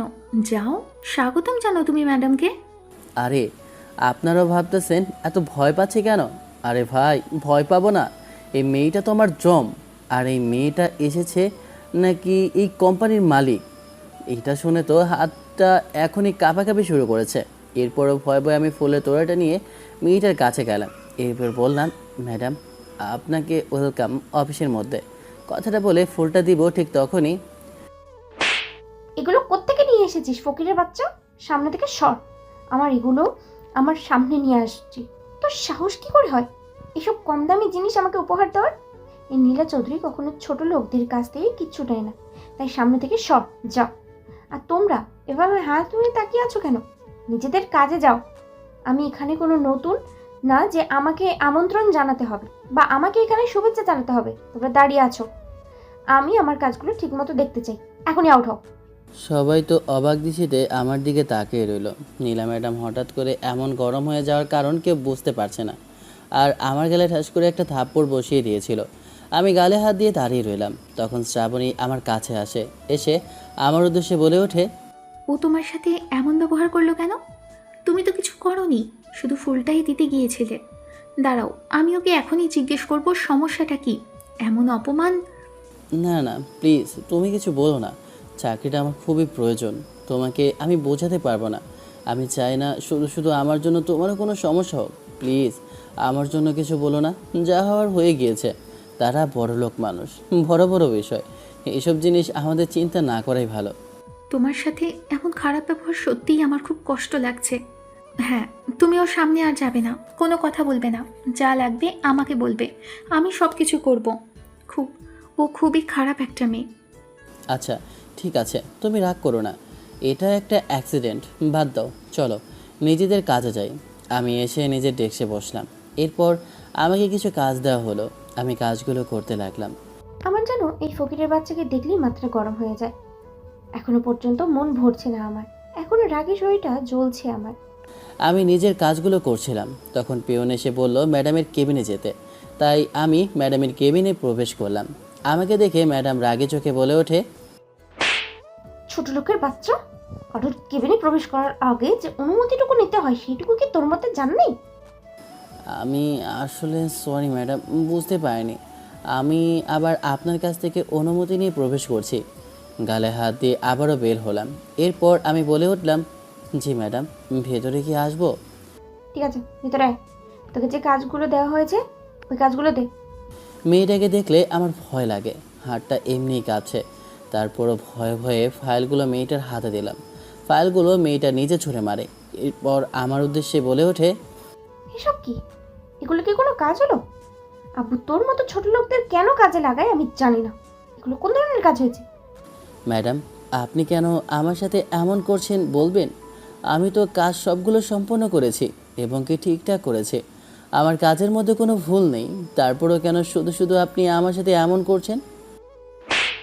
তুই আমার বুকে বুকে কথা বলিস ছোট লোক? আমি তোকে বলেছিলাম না তোকে আমি দেখাবো এই নীলা কি করতে পারে। এই নীলা তোকে তিলে তিলে কষ্ট দিবে। তুই বুঝতে পারবি যে এই নীলার সাথে বেয়াদবি করলে কখনো কেউ ভালো থাকতে পারে না। যা, এগুলো আবার নতুন করে করে নিয়ে। আমি কিছু বললাম না, চুপ করে মাথা নিচু করে ওখান থেকে চলে আসলাম। মনে মনে ভাবছি, যদি একটিবার যদি আমি তোর বাবার সাথে এগ্রিমেন্ট না করতাম, তাহলে দেখাতাম যে আমি কি জিনিস। তুই আমাকে হয়তো বা চিনিস না, শুধুমাত্র আমি আমার মায়ের মুখের দিকে তাকিয়ে এত কষ্ট, এত অপমান সহ্য করছি। না হলে এই আবির তোর মতো নীলাকে সোজা করতে মাত্র 1 মিনিট সময় লাগাতো। সবাই লাঞ্চে যাচ্ছি, কিন্তু আবির এখনো বসে কাজ করছে কেন বুঝতে পারছি না। আবিরের কাছে গেলাম, ওর কাছে যেতে আমাকে দেখে। শ্রাবণী, তুমি দাঁড়িয়ে আছো কেন? নিজের কাজে যাও, তুমি লাঞ্চে যাবে না? আমি বেশ অবাক হচ্ছি আবির, আমি ভেবেছিলাম তুমি ভুলে গিয়েছো এখন লাঞ্চের সময়, কিন্তু তুমি এখনো বসে কাজ করছো জেনেও এটা বুঝতে পারলাম না। না, আসলে আমার কাজটা করতে হবে, কারণ এটা এখনই শেষ করতে হবে, ইমার্জেন্সি ম্যাডাম বলেছে। শ্রাবণীকে কি করে যে বলি, আমার খাবারটা বন্ধ করে দিয়েছেন এরা। ওকে কিছু বলার মতো যে আমার মধ্যে সেই শক্তিটাও নেই। আমি এই কাজটা যদি শেষ না করতে পারি তাহলে আমার সাথে কি হবে আল্লাহ জানে। তাই তো না খেয়ে আমি বসে আছি। আমারও তো প্রচণ্ড ক্ষুধা লেগেছে, কিন্তু কিছু বলতে পারছি না বা কিছু করতেও পারছি না। আমার এমন অবস্থা দেখে জোর করে টানতে টানতে আমাকে লাঞ্চে নিয়ে যায়। এরপর আমার উদ্দেশ্যে শ্রাবণী বলতে শুরু করে, তুমি এখন আমার সাথে লাঞ্চ করবে, চলো। আমি বাসা থেকে তোমার জন্য লাঞ্চ নিয়ে এসেছি। তার মানে তোমার কথা তো আমি ঠিক বুঝতে পারছি না। আরে এত কিছু বুঝে কি হবে, চলো তো। কথাটা বলে হাত ধরে টানতে টানতে আমি যেখানে আমাদের লাঞ্চ করা হয় ওখানে নিয়ে যাই। এরপর দুজনে একসাথে বসে লাঞ্চ করছিলাম। ও আমার কাজগুলো শেষ না করে খেতে বসেছে, ওর সাহস কি করে হয়? আমি যেতে চাইলাম না, তারপরও এক প্রকার জোর করে আমাকে সাথে করে নিয়ে যায় শ্রাবণী। এরপর নিজের অনিচ্ছাকৃতভাবে হলেও শ্রাবণীর সাথে আমাকে খেতে হলো। খাওয়ার মাঝখানে তখনই দেখলাম একজন এসে বলল আমাকে ম্যাডাম তার কেবিনে ডাকছে। অর্ধেক খাবার শেষ করতে না পেরে আমি বাধ্য হয়ে যেতে লাগলাম। নীলা ম্যাডাম আর কারোর সাথে এমন মিসবিহেভ করে না, কিন্তু আবিরের সাথে এমনটা কেন করে আমি বুঝতে পারছি না। ও কি খাবারটা পর্যন্ত ছুটি দিল না? ও চাইটা কি? জি ম্যাডাম, আসবো? আমার কাজগুলো কোথায়, শেষ হয়েছে? ম্যাডাম, আপনি তো কাজগুলো একটু আগে দিয়েছেন, একটু তো সময় লাগবে, সময়ের ভিতর আশা করি কাজগুলো হয়ে যাবে। আমার কাজগুলো শেষ না করে কে বলেছে তোকে খেতে? সরি ম্যাডাম, আমার ভুল হয়ে গিয়েছে, আমি কাজগুলো শেষ করে আসছি। কথাটা বলে আবার নিজের ডেস্কে চলে যায়। আস্তে আস্তে এক এক করে সবাই অফিস থেকে বের হয়ে যায়, কিন্তু আমার এক গাদা কাজ হাতের উপর দিয়ে চলে গেছে। ক্ষুধায় পেটটা চুইচুই করছে। অফিসে বসে আছি, তখনই হাতের ফোনটা বেজে ওঠে। হসপিটালের লোকেরা বলেছে আব্বুকে ডিসচার্জ করেছে, হসপিটালে চলে গিয়েছে। তাই আমি তাড়াহুড়ো করে হসপিটালে যেতে লাগলাম। কাজগুলো শেষ করে জানতে পারলাম নীলা ম্যাডাম নাকি অনেক আগেই বেরিয়ে গিয়েছে। তাই আমি কাজগুলো অফিসের মধ্যে রেখে ওখান থেকে সোজা বাসায় গেলাম। বাসায় গিয়ে হালকা পাতলা রান্না করে খাওয়া দাওয়া করে একটু ঘুমাবো, তখন আম্মুর কল। ফোনটা রিসিভ করলাম। আম্মু বলে ওঠে, কী রে বাবা, কেমন আছিস তুই? মনটা কেমন জানি না করছিল। আজকে আমার অপারেশন হয়েছে।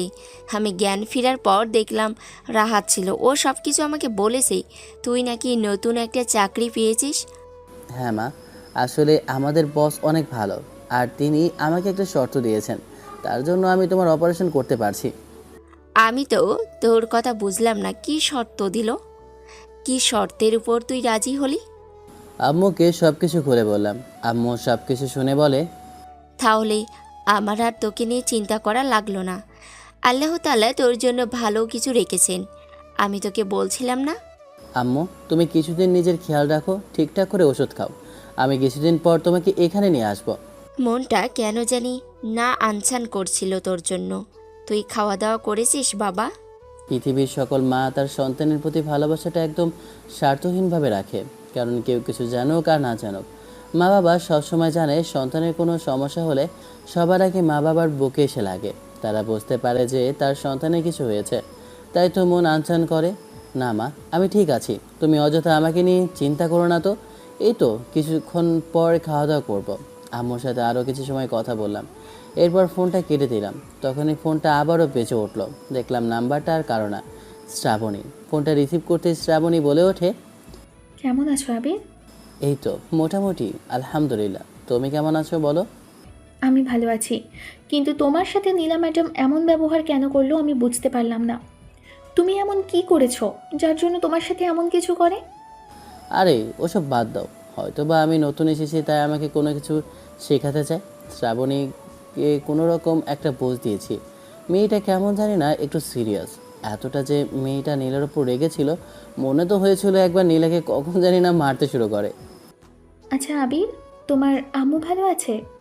হ্যাঁ ভালো আছে। আচ্ছা আবির, তোমাকে একটা কথা বলবো, প্লিজ শুনবে? আরে বলো, সমস্যা নেই, তুমি আমার খুব ভালো একটা বন্ধু, শুনবো না কেন? কি বলবে বলো? কালকে কিন্তু তুমি আমার সাথে বাইরে লাঞ্চ করবে, আর আমার সাথে তোমাকে কিন্তু শপিংয়েও যেতে হবে। আচ্ছা ঠিক আছে। শ্রাবণীর সাথে কিছু সময় কথা বলে আমি ঘুমিয়ে পড়ি। তাড়াহুড়ো করে হসপিটালে চলে যাই। হসপিটালের সামনে গিয়ে আমি দাঁড়িয়ে পড়ি আব্বু অপারেশন থিয়েটারের কাছে। কিছুক্ষণ পর ডক্টর এসে বলে, আপনার বাবার হার্ট অ্যাটাক করেছিল। আমরা অনেক চেষ্টার পর আপনার বাবাকে সুস্থ করতে সক্ষম হয়েছি। অনেক বড় দুর্ঘটনা হয়ে যেতে পারত, তা থেকে আপনি রেহাই পেয়েছেন। না হলে এখন হয়তো বা উনি বেঁচেই না থাকতেন, কি জানা ছিল না আমাদের। এর মধ্যে আল্লাহ তাআলার অশেষ মেহেরবানি, আপনার আব্বু এখন সুস্থ আছেন। যাই হোক ম্যাডাম, আপনার বাবাকে কখনো চিন্তায় রাখবেন না, তা না হলে অনেক বড় সমস্যা হয়ে যাবে। ওনার যে কোনো কথা আপনি মেনে নেবেন, বেশি চিন্তা নেবেন না। টেনশন করলে আবারও কোনো ধরনের দুর্ঘটনা হয়ে যেতে পারে। ডক্টরের কথা শুনে আমার তো চোখ দিয়ে পানি পড়তে লাগলো। আমি আব্বুর কেবিনে গেলাম। দেখলাম আব্বু বেডের মধ্যে শুয়ে আছে। আব্বুর কাছে গিয়ে আব্বুর হাতটা শক্ত করে জড়িয়ে ধরলাম আর কান্না করতে লাগলাম। তখন আব্বু চোখ খুলে আমার দিকে ফিরে তাকায়। এরপর আমার চুলে হাত বুলিয়ে দিয়ে বলে ওঠে, কান্না করিস না মা, আমার জীবনে একটা ইচ্ছা, সেটা যদি তুই পূরণ করে দিস তাহলে মরে গিয়েও আমি যে শান্তিতে থাকতে পারবো। বাবা তুমি আমার করে কথা বলছো কেন? তুমি কি চাও বলো তো? তুমি যা চাইবে আমি তাই করব। তোমার যা ইচ্ছে তুমি বলো। এরপরে প্লিজ এমন করে কথা বলো না, কারণ তুমি জানো ছোটবেলায় আমি মাকে হারিয়েছি। তুমি একমাত্র আমার যে পৃথিবীতে বেঁচে থাকার কারণ। আমি তোমাকে বড্ড ভালোবাসি। তুই যদি আমাকে সত্যিকারে ভালোবাসিস তাহলে এই বুড়ো বাপটার দিকে তাকিয়ে তুই বিয়ে কর। আমি একটা ছেলেকে পছন্দ করছি, আর আমি চাই ওই ছেলেটাকে তুই বিয়ে কর। কিন্তু বাবা আমি তো বিয়ে করতে। ঠিক আছে, তোমার বিয়ে করা লাগবে না, সমস্যা নেই। আমি মরে গেলেই তুই শান্তিতে থাকতে পারবি। আচ্ছা ঠিক আছে, তুমি তুমি যার সাথে বলবে আমি বিয়ে করব, সমস্যা নেই। তাহলে আগামীকালকে তোর বিয়ে। আগামীকালকে বিয়ে? মানে ছেলের মধ্যে তোমার পছন্দ হয়ে গেছে? এমনকি ছেলে তোমার কাছে চলে এসেছে? কে ছেলেটা? ছেলেটা হয়তো কোনো ধনী পরিবার থেকে না, কোনো বড়লোক ছেলে না, কিন্তু ছেলেটা আছে খুব ভালো আর তোকে খুব যত্ন করে রাখবে। ওর ভালোবাসায় তুই দেখবি পরিপূর্ণ হয়ে যাবি। এখন আপাতত কাউকে আমি তেমন বলছি না তোর বিয়ের বিষয়ে, শুধু কিছু মানুষদেরকে বলে বিদায় আমি দিতে চাই। আর এত ঘটাও করবো না এখন, পরে ধুমধাম করে সবাইকে জানিয়ে আমি তোর বিয়েটা দিতে চাই। এখন শুধু আমি কাজী ডেকে তোর বিয়েটা দিতে চাই, সাধারণ একটা অনুষ্ঠানের মাধ্যমে। আব্বুর এমন পরিস্থিতিতে আমি বাধ্য হলাম আব্বুর কথায় রাজি হতে। কিন্তু আব্বু, বিয়েটা আমি এখন করতে চাই না, কিছুদিন পরেই করতে চাই। এখন আমার কিছু কাজ আছে, ওগুলো আমি শেষ করব, তারপর। সকালবেলা রেডি হয়ে অফিসের উদ্দেশ্যে রওনা দিচ্ছি। এমনিতেই ভালো লাগছে না, প্রতিদিন নীলা ম্যাডামের কাছ থেকে অপমানজনক কথা শুনতে শুনতে কেমন জানি না মনটাই খুব খারাপ হয়ে আছে। এরপরও নিজের অনিচ্ছাকৃতভাবে হলেও অফিসে যেতে হচ্ছে আমাকে, যেহেতু আমার বাসাটা এখন বর্তমানে অফিসের সামনে, তাই পায়ে হেঁটে যেতে বেশি সময় লাগে না।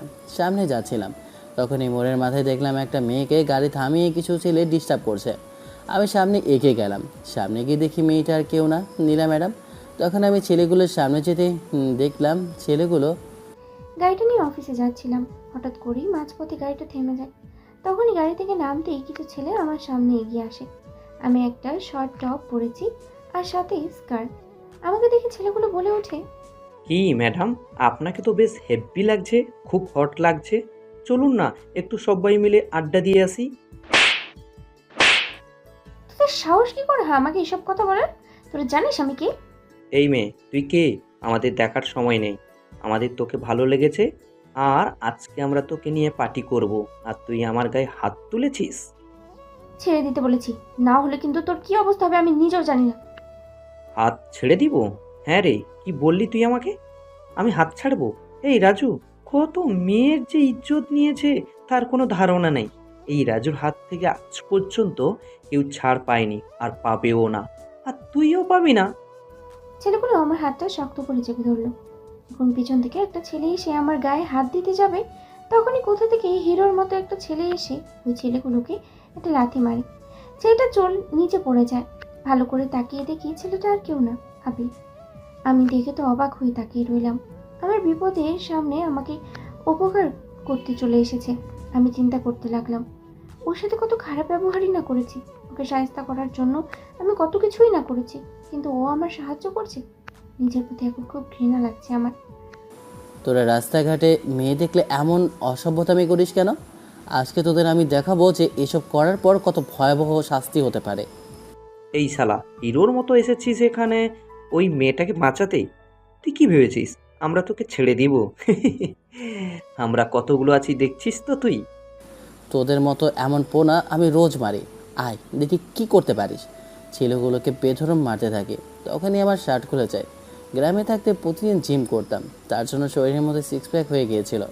আমার সিক্স প্যাক দেখে হা করে তাকিয়ে রইল ছেলেগুলো, অবাক দৃষ্টিতে তাকিয়ে রয়েছে। দু তিনটা মারার পর ছেলেগুলো পালিয়ে গেল। আবিরের এমন অবস্থা দেখে আমি হাঁ হয়ে তাকিয়ে রইলাম।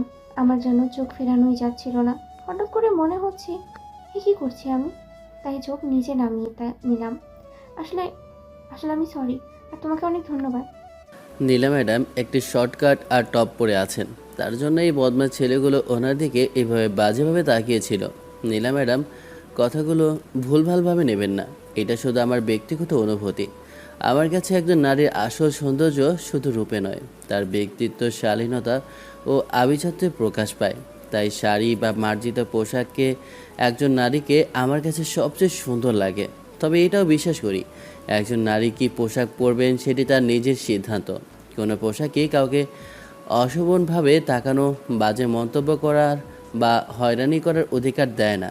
যারা এমন আচরণ করে দোষ তাদের মানসিকতার।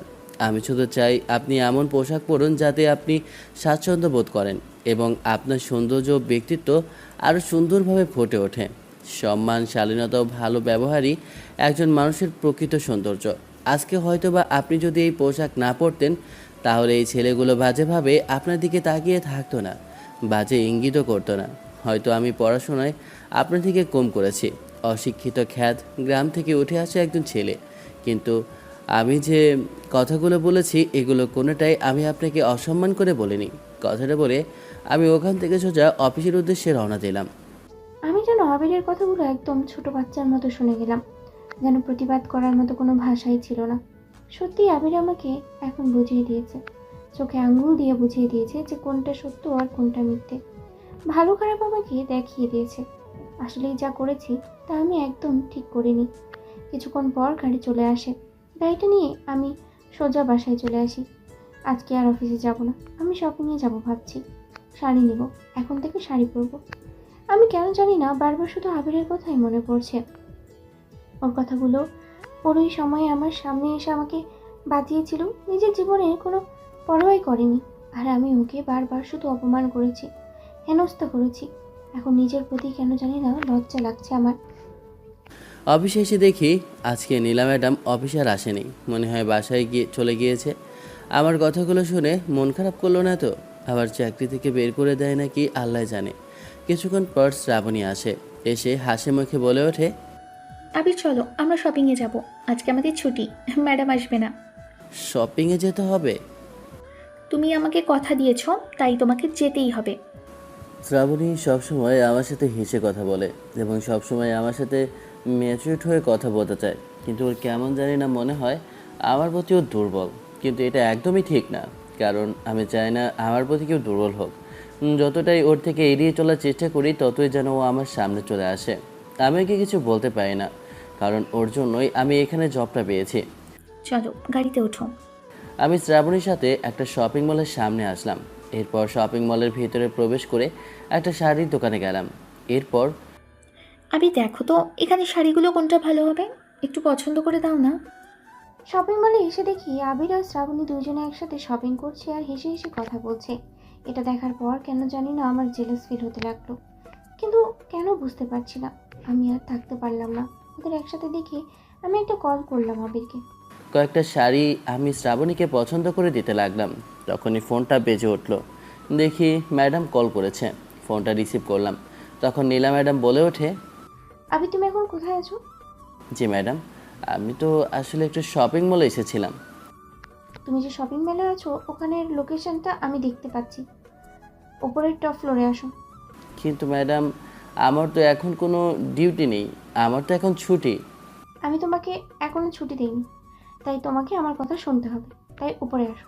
আমি কোনো কথা শুনতে চাই না। কথাটা বলেই আমি কলটা কেটে দিলাম। কি হলো আবির, কে কল করেছে? আসলে নীলা ম্যাডাম কল করেছে। উনি বলল কি জানি কাজ আছে, ওনার সাথে দেখা করতে হবে, তাই আমাকে এখনই যেতে হবে। কিন্তু আবির কোনো কথা শুনলো না, মল থেকে বের হয়ে গেল। মনটা খুব খারাপ হয়ে গেল। ওর দিকে তাকিয়ে রইলাম। এই নীলা আমার ভালোবাসার মাঝখানে কাটা হয়ে দাঁড়ায়। আমার সব কিছু খুলে বলতে হবে আবিরকে, যে আমি ওকে ভালোবাসি। তাছাড়া কখনো আমি ওকে নিজের করে পাবো না। উপরে শপিং মলে, যেটা টপ ফ্লোর, ওখানে সবসময় দামি আর ব্র্যান্ডেড জিনিস পাওয়া যায়। ওখানে রিচ মানুষেরাই যায়, তাই আমি কি করব, লজ্জা পাচ্ছি, কারণ আমার সাধারণ একটা পোশাক, আশেপাশের সবার গায়ে ব্র্যান্ডের জামা কাপড়। আমি উপরে গেলাম, দেখলাম যে নীলা ম্যাডাম দাঁড়িয়ে আছে। আমাকে দেখে সবার সামনে আমার হাতটা ধরে একটা দোকানে নিয়ে যায়। কিরে, ম্যাডামকে অসম্ভব সুন্দর লাগছিল। ওনার দিকে যেন চোখ ফেরানোই যাচ্ছিল না। ওনার সৌন্দর্য যেন দ্বিগুণ বেড়ে গিয়েছে। চোখের নিচে কাজলটা বেশ মায়াবী লাগছে ওনার। আসলে আমি কখনো শাড়ি কিনে নেইনি। প্লিজ একটু পছন্দ অনুযায়ী আমাকে শাড়ি পছন্দ করে দেবে, তাই জন্য তোমাকে ডেকেছি। আমি তো অবাক হয়ে গেলাম, কদিনে মেয়েটা এত পরিবর্তন কি করে হয়ে গেল। যাই হোক, যদি একটু ভালো হয়। আমি কিছু শাড়ি নীলাকে পছন্দ করে কিনে দিলাম। বাধ্য হয়ে কিছু করার নেই, কারণ এটা যে এখন ডিউটি হয়ে গিয়েছে। তখন নীলা সবার সামনে আমার হাতটা ধরে আমাকে একটা জেন্টস শপিংয়ে নিয়ে যায়। আমি তো অবাক হয়ে শুধু চেয়ে চেয়ে দেখছি, কিছু বুঝতে পারছি না। আবিরের জন্য পছন্দ অনুযায়ী আমি অনেকগুলো জামা কাপড় নিলাম। এরপর ওগুলো নিয়ে একসাথে ওকে সাথে করে নিয়ে ওর বাসার সামনে নিয়ে আসলাম। জামাগুলো ওর হাতে দিতে ও বলে ওঠে, ম্যাডাম, এগুলো আপনি আমাকে দিচ্ছেন কেন? কারণ আমি এগুলো তোমার জন্যই নিয়েছি। না ম্যাডাম, এত দামি ব্র্যান্ডের জিনিস আমার দ্বারা সম্ভব না গ্রহণ করা। আমরা গরিব সাধারণ গ্রাম থেকে আসা মানুষ, আমাদের এসব দামি কাপড় মানায় না। তুমি যদি এগুলো আমার কাছ থেকে না নাও তাহলে কালকে থেকে অফিসে তোমার আসার কোনো প্রয়োজন নেই। আমিও বাধ্য হয়ে জামাগুলো নিয়ে রুমে চলে গেলাম। চাকরিটা আমার প্রয়োজন, কিন্তু বেশ অবাক হচ্ছি নীলার এমন ভালো ব্যবহারে। এটা কি সত্যি নাকি স্বপ্ন দেখছি? এসব ভাবতে ভাবতে রুমে এসে শুয়ে পড়লাম। না, আমি আর থাকতে পারছি না। আবিরের সম্পর্কে সব কিছু জানার পর মন চায় আবিরকে কাছে পেতে। ওকে সব সময় দিবারাত্রি কেন আমি স্বপ্নে দেখি এটা জানি না, শুধু বারবার মন চায় আবিরের কাছে ছুটে যেতে। কোলবালিশটা জড়িয়ে ধরে আবিরের কথা ভাবতে ভাবতে শুয়ে পড়ি। সকালবেলা ঘুম থেকে উঠে ফ্রেশ হয়ে আমি অফিসের উদ্দেশ্যে রওনা দিলাম। কিছুক্ষণ পর অফিসের সামনে এসে পৌঁছালাম। অফিসের ভেতরে এসে নিজের ডেস্কে বসলাম। কিছুক্ষণ পর দেখলাম শ্রাবণীও অফিসে আসলো। শ্রাবণী এখানের ম্যানেজার, তাই ওর পোস্ট সবার উপরে। আবির, কখন এসেছো? আমি তোমার বাসার সামনে গিয়ে তোমাকে কল করেছিলাম, দেখি তুমি ফোন ধরোনি। পরে শুনলাম তুমি নাকি আগেই চলে এসেছো। একটিবার কল করলে না আমাকে? আরে ফোনটা সাইলেন্ট ছিল, তাই খেয়াল করিনি। আমি আসলে অনেক আগেই চলে এসেছি। অফিসে এসে দেখি আবির একটা মেয়ের সাথে কথা বলছে। মেয়েটা আর কেউ না, আমাদের অফিসের ম্যানেজার। এটা দেখার পর মাথা কেন জানি না অটোমেটিক্যালি গরম হয়ে যায়। বুঝতে পারছি না কেন এমনটা হচ্ছে। আমি কি নিজের অজান্তে এই ছেলেটাকে ভালোবেসে ফেলেছি? তখনই নীলা রেগে আমার সামনে আসে, এসে ঠাস করে শ্রাবণীর গালে একটা থাপ্পড় দিয়ে দেয়। এরপর ওর উদ্দেশ্যে বলে ওঠে, এটা প্রেম করার জায়গা না, এটা অফিস। এখানে কাজের সময় কোনো অযথা কথা বলতে কেউ তোমাকে বলেনি। নিজের কাজে যাও। Sorry madam. শ্রাবণী অভিমান করে ওখান থেকে নিজের কেবিনে চলে যায়। তখনই দেখলাম রাগী একটা লোক নিয়ে নীলা আমার দিকে তাকিয়ে আমার সামনে চলে আসে। এরপরে আমার উদ্দেশ্যে বলে ওঠে, তুমি আমার কেবিনে আসো। কথাটা বলতে আমি নীলার কেবিনে গেলাম। এরপর যখন নীলার সামনে আসতে লাগলাম, নীলা আমার সামনে আসবে ঠিক তখনই পা মচকে আমার গায়ের উপর পড়ে যায়। নীলাকে শাড়িতে সুন্দর লাগছিল, আমি এত সময় খেয়াল করিনি। নীলা আমার পছন্দ অনুযায়ী যে শাড়িটা পছন্দ করে দিয়েছিলাম, ওই শাড়িটায় আজকে নীলা পরেছে। আজকে নীলাকে যেন একটা পরীর মতো লাগছে। আমার গায়ের উপর পড়লো। ভেবেছিলাম নীলা এখন হয়তো বা আমার গালে ঠাস করে একটা থাপ্পড় বসাবে, কিন্তু আমাকে অবাক করে দিয়ে নীলা আমার ওপর থেকে উঠে বলে ওঠে, সরি, পা পিছলে পড়ে গিয়েছিলাম। কথাটা বলা শেষ করতেই পারলো না। তার আগে আবারও দেখলাম রাগে চোখ নিয়ে আমার সামনে এসে শার্টের কলারটা চেপে ধরে। ওর গরম নিঃশ্বাস আমার মুখে এসে পড়তে লাগলো। আমি তো ভয়ে একদম বরফের মতো জমে গেলাম। এই তো মেয়েটা ভালো, আবার খারাপ, আবার নিজের অহংকারী রূপ। এত কিছু কী করে মেয়েটা সামলাতে পারে আমি বুঝি না। মেয়ে মানুষের দ্বারা সম্ভব এত কিছু রূপ পরিবর্তন করা। তুমি ওই মেয়েটার সাথে এভাবে ঢুলে ঢুলে কথা বলছিলে কেন? ও আমার বন্ধু, তাই কথা বলছিলাম। না, দরকার নেই। তুমি আজ থেকে ওর সাথে কথা বলবে না। ওর সাথে কি তোমার কোনো বন্ধুত্বের সম্পর্ক থাকার কোনো প্রয়োজন আছে? নেই। কোনো মেয়ের সাথেই তুমি কথা বলবে না। দেখুন ম্যাডাম, আপনি এমনি আমাকে অনেক অপমান করেন, আমাকে অনেক কিছু করেন, সবার সামনে যা ইচ্ছা তাই করেন, আমাকে তাচ্ছিল্য করেন, কিন্তু আমার পার্সোনাল লাইফে আপনি কিছু বলতে পারেন না। এখানে আপনার কোনো অধিকার নেই। কথাটা বলে শেষ করতেই পারলাম না। তখনই আমার ঠোঁট নীলা নিজের ঠোঁটে মিলিয়ে দেয়। এরপর বলে ওঠে, আমি যেন তোমাকে অন্য কোনো মেয়ের সাথে না দেখি। 1 মিনিটের মধ্যে কি হয়ে গেল নিজে বুঝতে পারলাম না। আমি মুখে হাত দিয়ে ডেসে এসে বসে পড়লাম আর ভাবছি, এটা কি আসলে সেই অহংকারী মেয়েটা? 1 মিনিটের মধ্যে কিভাবে এতটা পরিবর্তন হয়ে গেল? আমার ঠোঁটে ইউজ করে ফেললো বুঝলাম না। আমি আর কিছু চিন্তা করলাম না। এরপর নিজে কাজ করছি। কিছুক্ষণ পর লাঞ্চের সময় হয়ে যায়। তখনই শ্রাবণী ধরে বলে ওঠে, আমরা দুজন লাঞ্চে যাব, আজকে আমি তোমাকে খাওয়াবো। আমি যেতে অনেকবার বারণ করেছি, কিন্তু শ্রাবণী নাচরবান্দা আমাকে ছাড়বেই না। একটা কথাও শোনো না, জোর করে আমাকে টেনে একটা রেস্টুরেন্টে নিয়ে গেল। আবির আবারও মেয়েটার হাত ধরে একসাথে খেতে চলে গেল। এটা দেখার পর আমার যেন রাগটা চরম পর্যায়ে উঠে যায়। আমি অফিসের সব কিছু ভাঙচুর করতে লাগলাম। শ্রাবণী, এটা কিন্তু ঠিক না। তুমি সবসময় আমাকে ট্রিট দিবে, কিন্তু আমি তোমাকে দিতে পারবো না। আমার কাছে কিন্তু খারাপ লাগে।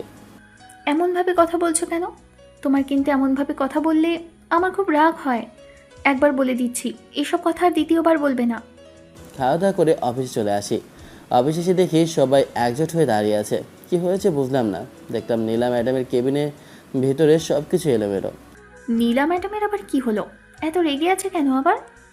কিছুক্ষণ পর পিয়ন এসে আমাকে ভেতরে ডাক দিল। এরপর আমি ভেতরে যেতে, কতবার বলেছি ওই মেয়েটার সাথে তুই যাবি না, তারপরে তুই ওই মেয়েটার সাথে লাঞ্চে কি করতে গেলি? আমি তোর জন্য বসে রয়েছি একসাথে খাবো বলে। আমি গালে হাত দিয়ে মুচকে একটা হাসি দিয়ে নীলার উদ্দেশ্যে বলে উঠি, আসলে ম্যাডাম, আমাদের ছোট লোকদের কখনো আপনারা মানুষ বলে মনেই করেননি। আমাদের সবসময় নিচু মনের মানুষ মনে করেছেন। আর হ্যাঁ ম্যাডাম, এটা আমার ব্যক্তিগত লাইফ। আমি এখানে কি করব না করব আর কি করতে যাচ্ছি তা আপনাকে বলতে বাধ্য নই। প্লিজ আপনি, তুমি কিছু মনে করো না, আমার মাথা না গরম হয়ে গেছিলো, তাই তোমাকে অনেক কথা বলেছি। প্লিজ আপনি, তুমি আমাকে ক্ষমা করে দাও। আসলে ম্যাডাম, আপনারা সব কিছুই পারেন। আপনারা গরিবকে মারতেও পারেন, আবার তাচ্ছিল্যও করতে পারেন। মুচকি একটা হাসি দিয়ে নিজের কেবিন থেকে আমি আমার ব্যাগটা নিয়ে বাসার উদ্দেশ্যে রওনা দিলাম। আমার দিকে সবাই হা করে তাকিয়ে রইল। নীলা আমার সাথে এমন ব্যবহার কেন করলো কেউ বুঝতে পারছে না। কেন ও আমার সাথে এমন করলো? এখন কেন জানি না নিজের প্রতি ঘৃণা লাগছে। কেন এমনটা করলাম বুঝতেই পারলাম না। কেন আমি ওর সাথে এমন ব্যবহার করেছি? আমি তো ওকে আমার নিজের মনের কথাও বলিনি যে আমি ওকে ভালোবাসি। তাহলে আমি কেন ওর সাথে এভাবে জোরপূর্বক এসব করতে গেলাম? না, আমাকে ওর কাছ থেকে ক্ষমা চাইতেই হবে। আমি আবিরের প্রয়োজন হলে পা ধরে ক্ষমা চাইব। আমি বাসায় চলে আসলাম। চোখ দিয়ে দুফোঁটা অশ্রু গড়িয়ে পড়লো। শুধু ভাবছি নীলার অপমানগুলো আর ওর বাবার আর ওর সবার সামনে আমাকে এত কথা বলা, এগুলো আমাকে কতটা নিচে নামিয়ে এনেছে আমি জানি। আমি একটু হালকা খাওয়া দাওয়া করে ঘুমিয়ে পড়ি। তখন ফোনটা বেজে উঠলো। ফোন স্ক্রিনে তাকিয়ে দেখি শ্রাবণী। কলটা রিসিভ করলাম। তখন শ্রাবণী বলে, আমি জানি তোমার মন খারাপ, কিন্তু আমি তোমার মনকে ভালো করতে চাই। আমি চাই সব সময় তোমার মনটা আমি ভালো করে রাখতে। তুমি প্লিজ আমার সাথে একটু দেখা করবে? আমি তোমার সাথে দেখা করতে চাই, প্লিজ না করো না। আচ্ছা ঠিক আছে। কলটা কাটতে না কাটতে আবারও দেখলাম অফিসের ম্যাডামের কল, মানে নীলা। কলটা রিসিভ করতে, আবির, আমি জানি তুমি আমার উপরে রেগে আছো। প্লিজ তুমি একবার আমার সাথে দেখা করো, আমি তোমার সাথে কিছু কথা বলতে চাই। এটা যে খুব জরুরি। আচ্ছা ঠিক আছে। কথাটা বলে কলটা কেটে দিলাম। আমি রেডি হয়ে আগে শ্রাবণীর সাথে দেখা করব, এর জন্য নিচে গেলাম। শ্রাবণীকে কল করলাম। একটা গার্ডেনের সামনে এসে বসে পড়লাম, যা আমাদের অফিসের সামনেই। কিছুক্ষণ পর শ্রাবণী আসে। শ্রাবণী এসে আমার হাতটা ধরে আমার উদ্দেশ্যে বলে ওঠে, আমি জানি আবির, তোমার এখানে বড্ড কষ্ট হয়, তোমাকে সব সময় অপমান করে। কিন্তু নীলা ম্যাডাম এমন কেন করে আমি জানি না, কিন্তু আমার খুব কষ্ট হয় তোমার জন্য। তুমি হয়তো ভাবছো কেন তোমার জন্য আমার কষ্ট হয়, কারণ মানুষ শুধু তার জন্যই কষ্ট পায় যে তার মনের মানুষ। আমি অবাক হয়ে শ্রাবণীর কথা শুনতে লাগলাম। শ্রাবণী আবারও বলে ওঠে, আবির, তুমি যা শুনছো তা সত্যি। আমি তোমাকে মন দিয়ে ফেলেছি। তোমাকে আমি সেই কবেই ভালোবেসে ফেলেছি। তোমাকে সেটা বলতে পারবো না, এতটা ভালোবেসে ফেলেছি নিজের চাইতেও বেশি। তাই তো রিজাইন লেটারটা আমি সাথে করে নিয়ে এসেছি। এখান থেকে চলে যাব আমরা, অনেক দূরে চলে যাব, যেখানে আর ওই ভিলেন মেয়েটা থাকবে না। আমি তোমার জন্য অন্য এক জায়গায় জব খুঁজেছি, ওখানে আমি আর তুমি দুজনে একসাথে থাকবো, আর তোমার পরিবার। শ্রাবণীর মুখে অনেক আশা। ও আমার হাতটা শক্ত করে জড়িয়ে ধরে কথাটা বলছে, কিন্তু আমাকে এতটা ভালোবেসে ফেলবে আমি নিজেও কল্পনা করতে পারিনি। ও হঠাৎ করে আমাকে জড়িয়ে ধরে। গার্ডেনের সামনে এসে আমি এইসব কিছু শুনছিলাম আর দেখছিলাম। আমার চোখ দিয়ে অশ্রু ঝরে পড়ল। আমি হয়তো আবিরকে হারিয়ে ফেলেছি। ওকে ভালোবেসেও আমি নিজের করে রাখতে পারলাম না, কারণ দোষটা আমারই। বারবার তোকে আমি অবহেলা করেছি। এইসব ভাবতে ভাবতেই আমি কান্না করতে লাগলাম। আমি দৌড়ে ওখান থেকে বাসায় চলে আসলাম। বাসায় এসে কান্না করছি। মা, এভাবে কান্না করছিস কেন? দেখ, তোর কান্না দেখলে আমার কিছুই ভালো লাগে না। আব্বুকে জড়িয়ে ধরে কান্না করতে লাগলাম। আব্বু আমাকে শান্ত করতে লাগলো। এরপরে আব্বু বলে ওঠে, আমি চাই আগামীকাল তোর বিয়েটা দিতে। কিন্তু আব্বু। আমি তোর আর কিছুই শুনতে চাই না। তোর কষ্ট আমি দেখতে চাই না। আমি জানি তুই কষ্ট পাচ্ছিস। আমি তোকে চাই সব সময় সুখে দেখতে। আব্বুকে বোঝাতে চেয়েও বোঝাতে পারলাম না যে আমি অন্য কাউকে ভালোবেসে ফেলেছি। কিন্তু সেই মানুষটা এখন যে আমার আর নেই, অন্য কারোর হয়ে গিয়েছে। তাই আব্বুকে আর কিছু বলতে পারলাম না। নিজের আনমনেই কান্না করতে লাগলাম। আমি শ্রাবণীকে আমার কাছ থেকে সরিয়ে নিলাম। এরপর ওর উদ্দেশ্যে বলে উঠলাম, এটা হয় না শ্রাবণী। কেন হয় না? আমাকে কেন তুমি ভালোবাসতে পারবে না? আমার কিসে কম আছে বলো? তুমি বলো আমি কোন অংশে কম আছি যে তুমি আমাকে ভালোবাসতে পারবে না? তুমি যথেষ্ট পরিমাণে সুন্দরী, গুণবতী, সব দিক থেকে তুমি পারফেক্ট। বরঞ্চ আমি তোমার যোগ্যই হতাম না, তারপরে তুমি আমাকে ভালোবেসেছো। এতে আমি নিজেকে খুব লাকি একজন মানুষ মনে করি। কিন্তু বিশ্বাস করো, আমি একজনকে কথা দিয়ে ফেলেছি, তার সাথে আমার জীবন কাটাতে হবে। আমি তোমার সাথে থাকতে পারবো না। আবির, আমি যে তোমাকে বড্ড বেশি ভালোবাসি। আমাকে তুমি ক্ষমা করো। কথাটা বলে আমি বাসায় চলে আসি। পেছন ঘুরে তাকালাম না। জানি অনেক কান্না করছে, কিন্তু ওকে আমি বুঝিয়ে বলার মতো সেই ক্ষমতা আমার নেই। কারণ আমি একজনকে কথা দিয়েছি, আমি তাকে ছাড়া আর কাউকে বিয়ে করতেই পারবো না। আর আমিও তাকে অনেক ভালোবেসে ফেলেছি। তাকে আমি কিছুটা কষ্ট দিয়েছি। ভাবতে ভাবতে বাসায় চলে আসি। বাসায় আসতে ফোনটা বেজে উঠলো। ফোনের স্ক্রিনে দেখি মেহরাব সাহেব কল করেছেন। ফোনটা ধরে সালাম দিলাম। তখন মেহরাব সাহেব বলে ওঠেন, আগামীকালকে তোমার বিয়েটা আমি দিতে চাই। আপনার যা ভালো মনে হয়। দেখতে দেখতে বিয়েটা আমার হয়ে যায়, কিন্তু বিয়ের মধ্যে মানুষের যে একটা আনন্দ থাকে, সে আনন্দ আমার বিন্দু পরিমাণে নেই। কারণ জীবনে প্রথম যাকে আমি অবহেলা করেছি, ভালোবেসেছি, যাকে আমি এতটা কষ্ট দেওয়ার পরেও নিজেই এতটা কষ্ট পেয়েছি, সেই মানুষটাকে নিজের করে পেলাম না। তাই আমি আর কাউকে স্বামী হিসেবে মানতেই পারছি না। বসার ঘরে বউ সেজে বসে আছি। বাসার ঘরে প্রবেশ করলাম। নীলা বসে যে খাটের উপর বসে আছে। আমি ভিতরে প্রবেশ করতে নীলা আমার উদ্দেশ্যে বলে ওঠে, আমি জানি আপনাকে আমার বাবা পছন্দ করে রেখেছিল, কিন্তু আমাকে ক্ষমা করবেন, আমি আপনাকে স্বামী হিসেবে মানতে পারবো না।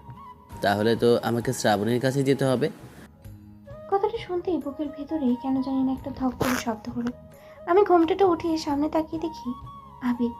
আমি দৌড়ে ওকে জড়িয়ে ধরে কান্না করে দিলাম, আর ওর বুকে কিল ঘুষি মারতে মারতেই বলে উঠি, পাজি কুত্তার শয়তান, আমাকে ছেড়ে চলে গেলে কেন? ওই মেয়েটার কাছে বলো। আমি কান্না করে দিলাম। তখনই আবির আমাকে শক্ত করে জড়িয়ে ধরে বলে, সরি, ভুল হয়ে গিয়েছে, আর কখনো ছেড়ে যাব না। যা কুত্তা, এসব বললে আমি মানব না, তুই আমাকে কষ্ট দিয়েছিস। তাহলে কি বলছো, চলে যাব? চলে যাওয়ার কথা বললে কি তুমি মরে যাব? আমি মরতে দিলে তো। আমাকে কষ্ট দিয়েছো, তাই আমাকে তোমার ভালোবাসা দিয়ে সেই কষ্ট পুষিয়ে দিতে হবে। ঠিক আছে মহারানী। কথাটা বলে আমি ওকে কোলে তুলে নিলাম। এরপর আমি নীলাকে ছাদে নিয়ে গেলাম। ছাদে নিতে ও আমার বুকে মাথা রাখলো আর বলে উঠলো, জানো, আমি কখনো এমন হয়ে যাব ভাবতেই পারিনি। আমি কখনো বুঝতেই পারিনি মানুষের ভালো লাগা খারাপ লাগা। আমি সবসময় এটাই চিন্তা করতাম, আমি যা করব সেটাই সঠিক। তুমি প্লিজ আমাকে ক্ষমা করে দিও তোমার সাথে এমন ব্যবহারের জন্য। আর আমি ওই লোকটাকে পেলে সত্যিই ওনার পা ধরে ক্ষমা চাইবো। তুমি তোমার ভুল বুঝতে পেরেছো, এটাই অনেক। যে একবার ভুল বুঝতে পারে আর সঠিক পথে চলে আসে, তাকে সবাই ভালোবাসে, সবাই তাকে তার ভুলগুলো ক্ষমা করে দেয়। নীলার কপালে একটা চুমু খেয়ে কথাটা বললাম আমি। নীলা চোখ বন্ধ করে আমাকে জড়িয়ে ধরলো। কিন্তু আব্বু তোমার সাথে আমার বিয়েটা ঠিক করলো, কিন্তু আমাকে জানানো না পর্যন্ত। কেন তোমার সাথে বিয়েটা ঠিক করলো এটাও তো বুঝতে পারছি না। ওর বাবা যে ওর অহংকার আর ওর এই জেদটা ভাঙতে আমার সাথে এই এগ্রিমেন্টটা করেছিল, এটা যদি এখন বলি তাহলে তো গলা টিপে আমাকে মেরে ফেলবে। কি হলো বলো না, কি জন্য কি করেছে তুমি, যার জন্য আমার আব্বু রাজি হয়েছে? আজকে চাঁদটা কতটা সুন্দর। এই চাঁদের লোভনীয় আলোটা তোমার মুখে পড়াতে তোমার সৌন্দর্যটা দেখছো কত গুণ বৃদ্ধি পাচ্ছে। মনে হচ্ছে আমার সামনে একটা পরী দাঁড়িয়ে আছে। ফাজিল ছেলে, আমার কি লজ্জা লাগে না? তাই? তাহলে কি আমার সিনিয়র বইয়ের আবার লজ্জাও আছে? যার সাথে তোর সাথে কথাই বলবো না। কথাটা বলে উঠে যাব, তখনই পেছন থেকে নীলা চলে যেতে লাগলে আমি ওর হাতটা চেপে ধরলাম। এরপর আমি একটা টান দিলাম। পুরোটা শরীর আমার উপরে ঝুঁকে পড়ে। আমি ওকে শক্ত করে জড়িয়ে ধরি। আমার এই বাহু ডোরে নীলার শরীরটা কাঁপছে। ওর এই কাঁপা কাঁপা ঠোঁট দুটো আমি নিজের ঠোঁটে দখল করে নিয়ে আমাদের এক হয়ে যায়। কিছুক্ষণ পর নীলাকে ছেড়ে দিয়ে নীলা আবারও বলে ওঠে, এই তুমি শ্রাবণীর সাথে কি করেছো সত্যি করে বলো তো? শ্রাবণী তোমাকে ভালোবাসে, আমি দেখেছি তুমি শ্রাবণীকে জড়িয়ে ধরেছো। আমি কিন্তু আরে বোকা, আমি শ্রাবণীকে ভালোবাসি না, আমি তোমাকে ভালোবাসি। ও শুধু আমাকে তার ভালোবাসার কথা বলেছিল। আমি ওকে বলেছি যে আমি অন্য একজনকে ভালোবাসি, সেই মানুষটা যে তুমি। সত্যি বলছো তো? আরে বাবা, সত্যি সত্যি সত্যি সত্যি তোমাকে ভালোবাসি। কথাটা বলে আমি নীলাকে জড়িয়ে ধরলাম। তো গল্পটা এখানেই শেষ করলাম। কেমন হয়েছে অবশ্যই কমেন্ট করে জানাবেন। ভালো থাকবেন, সুস্থ থাকবেন। Bye bye, tata.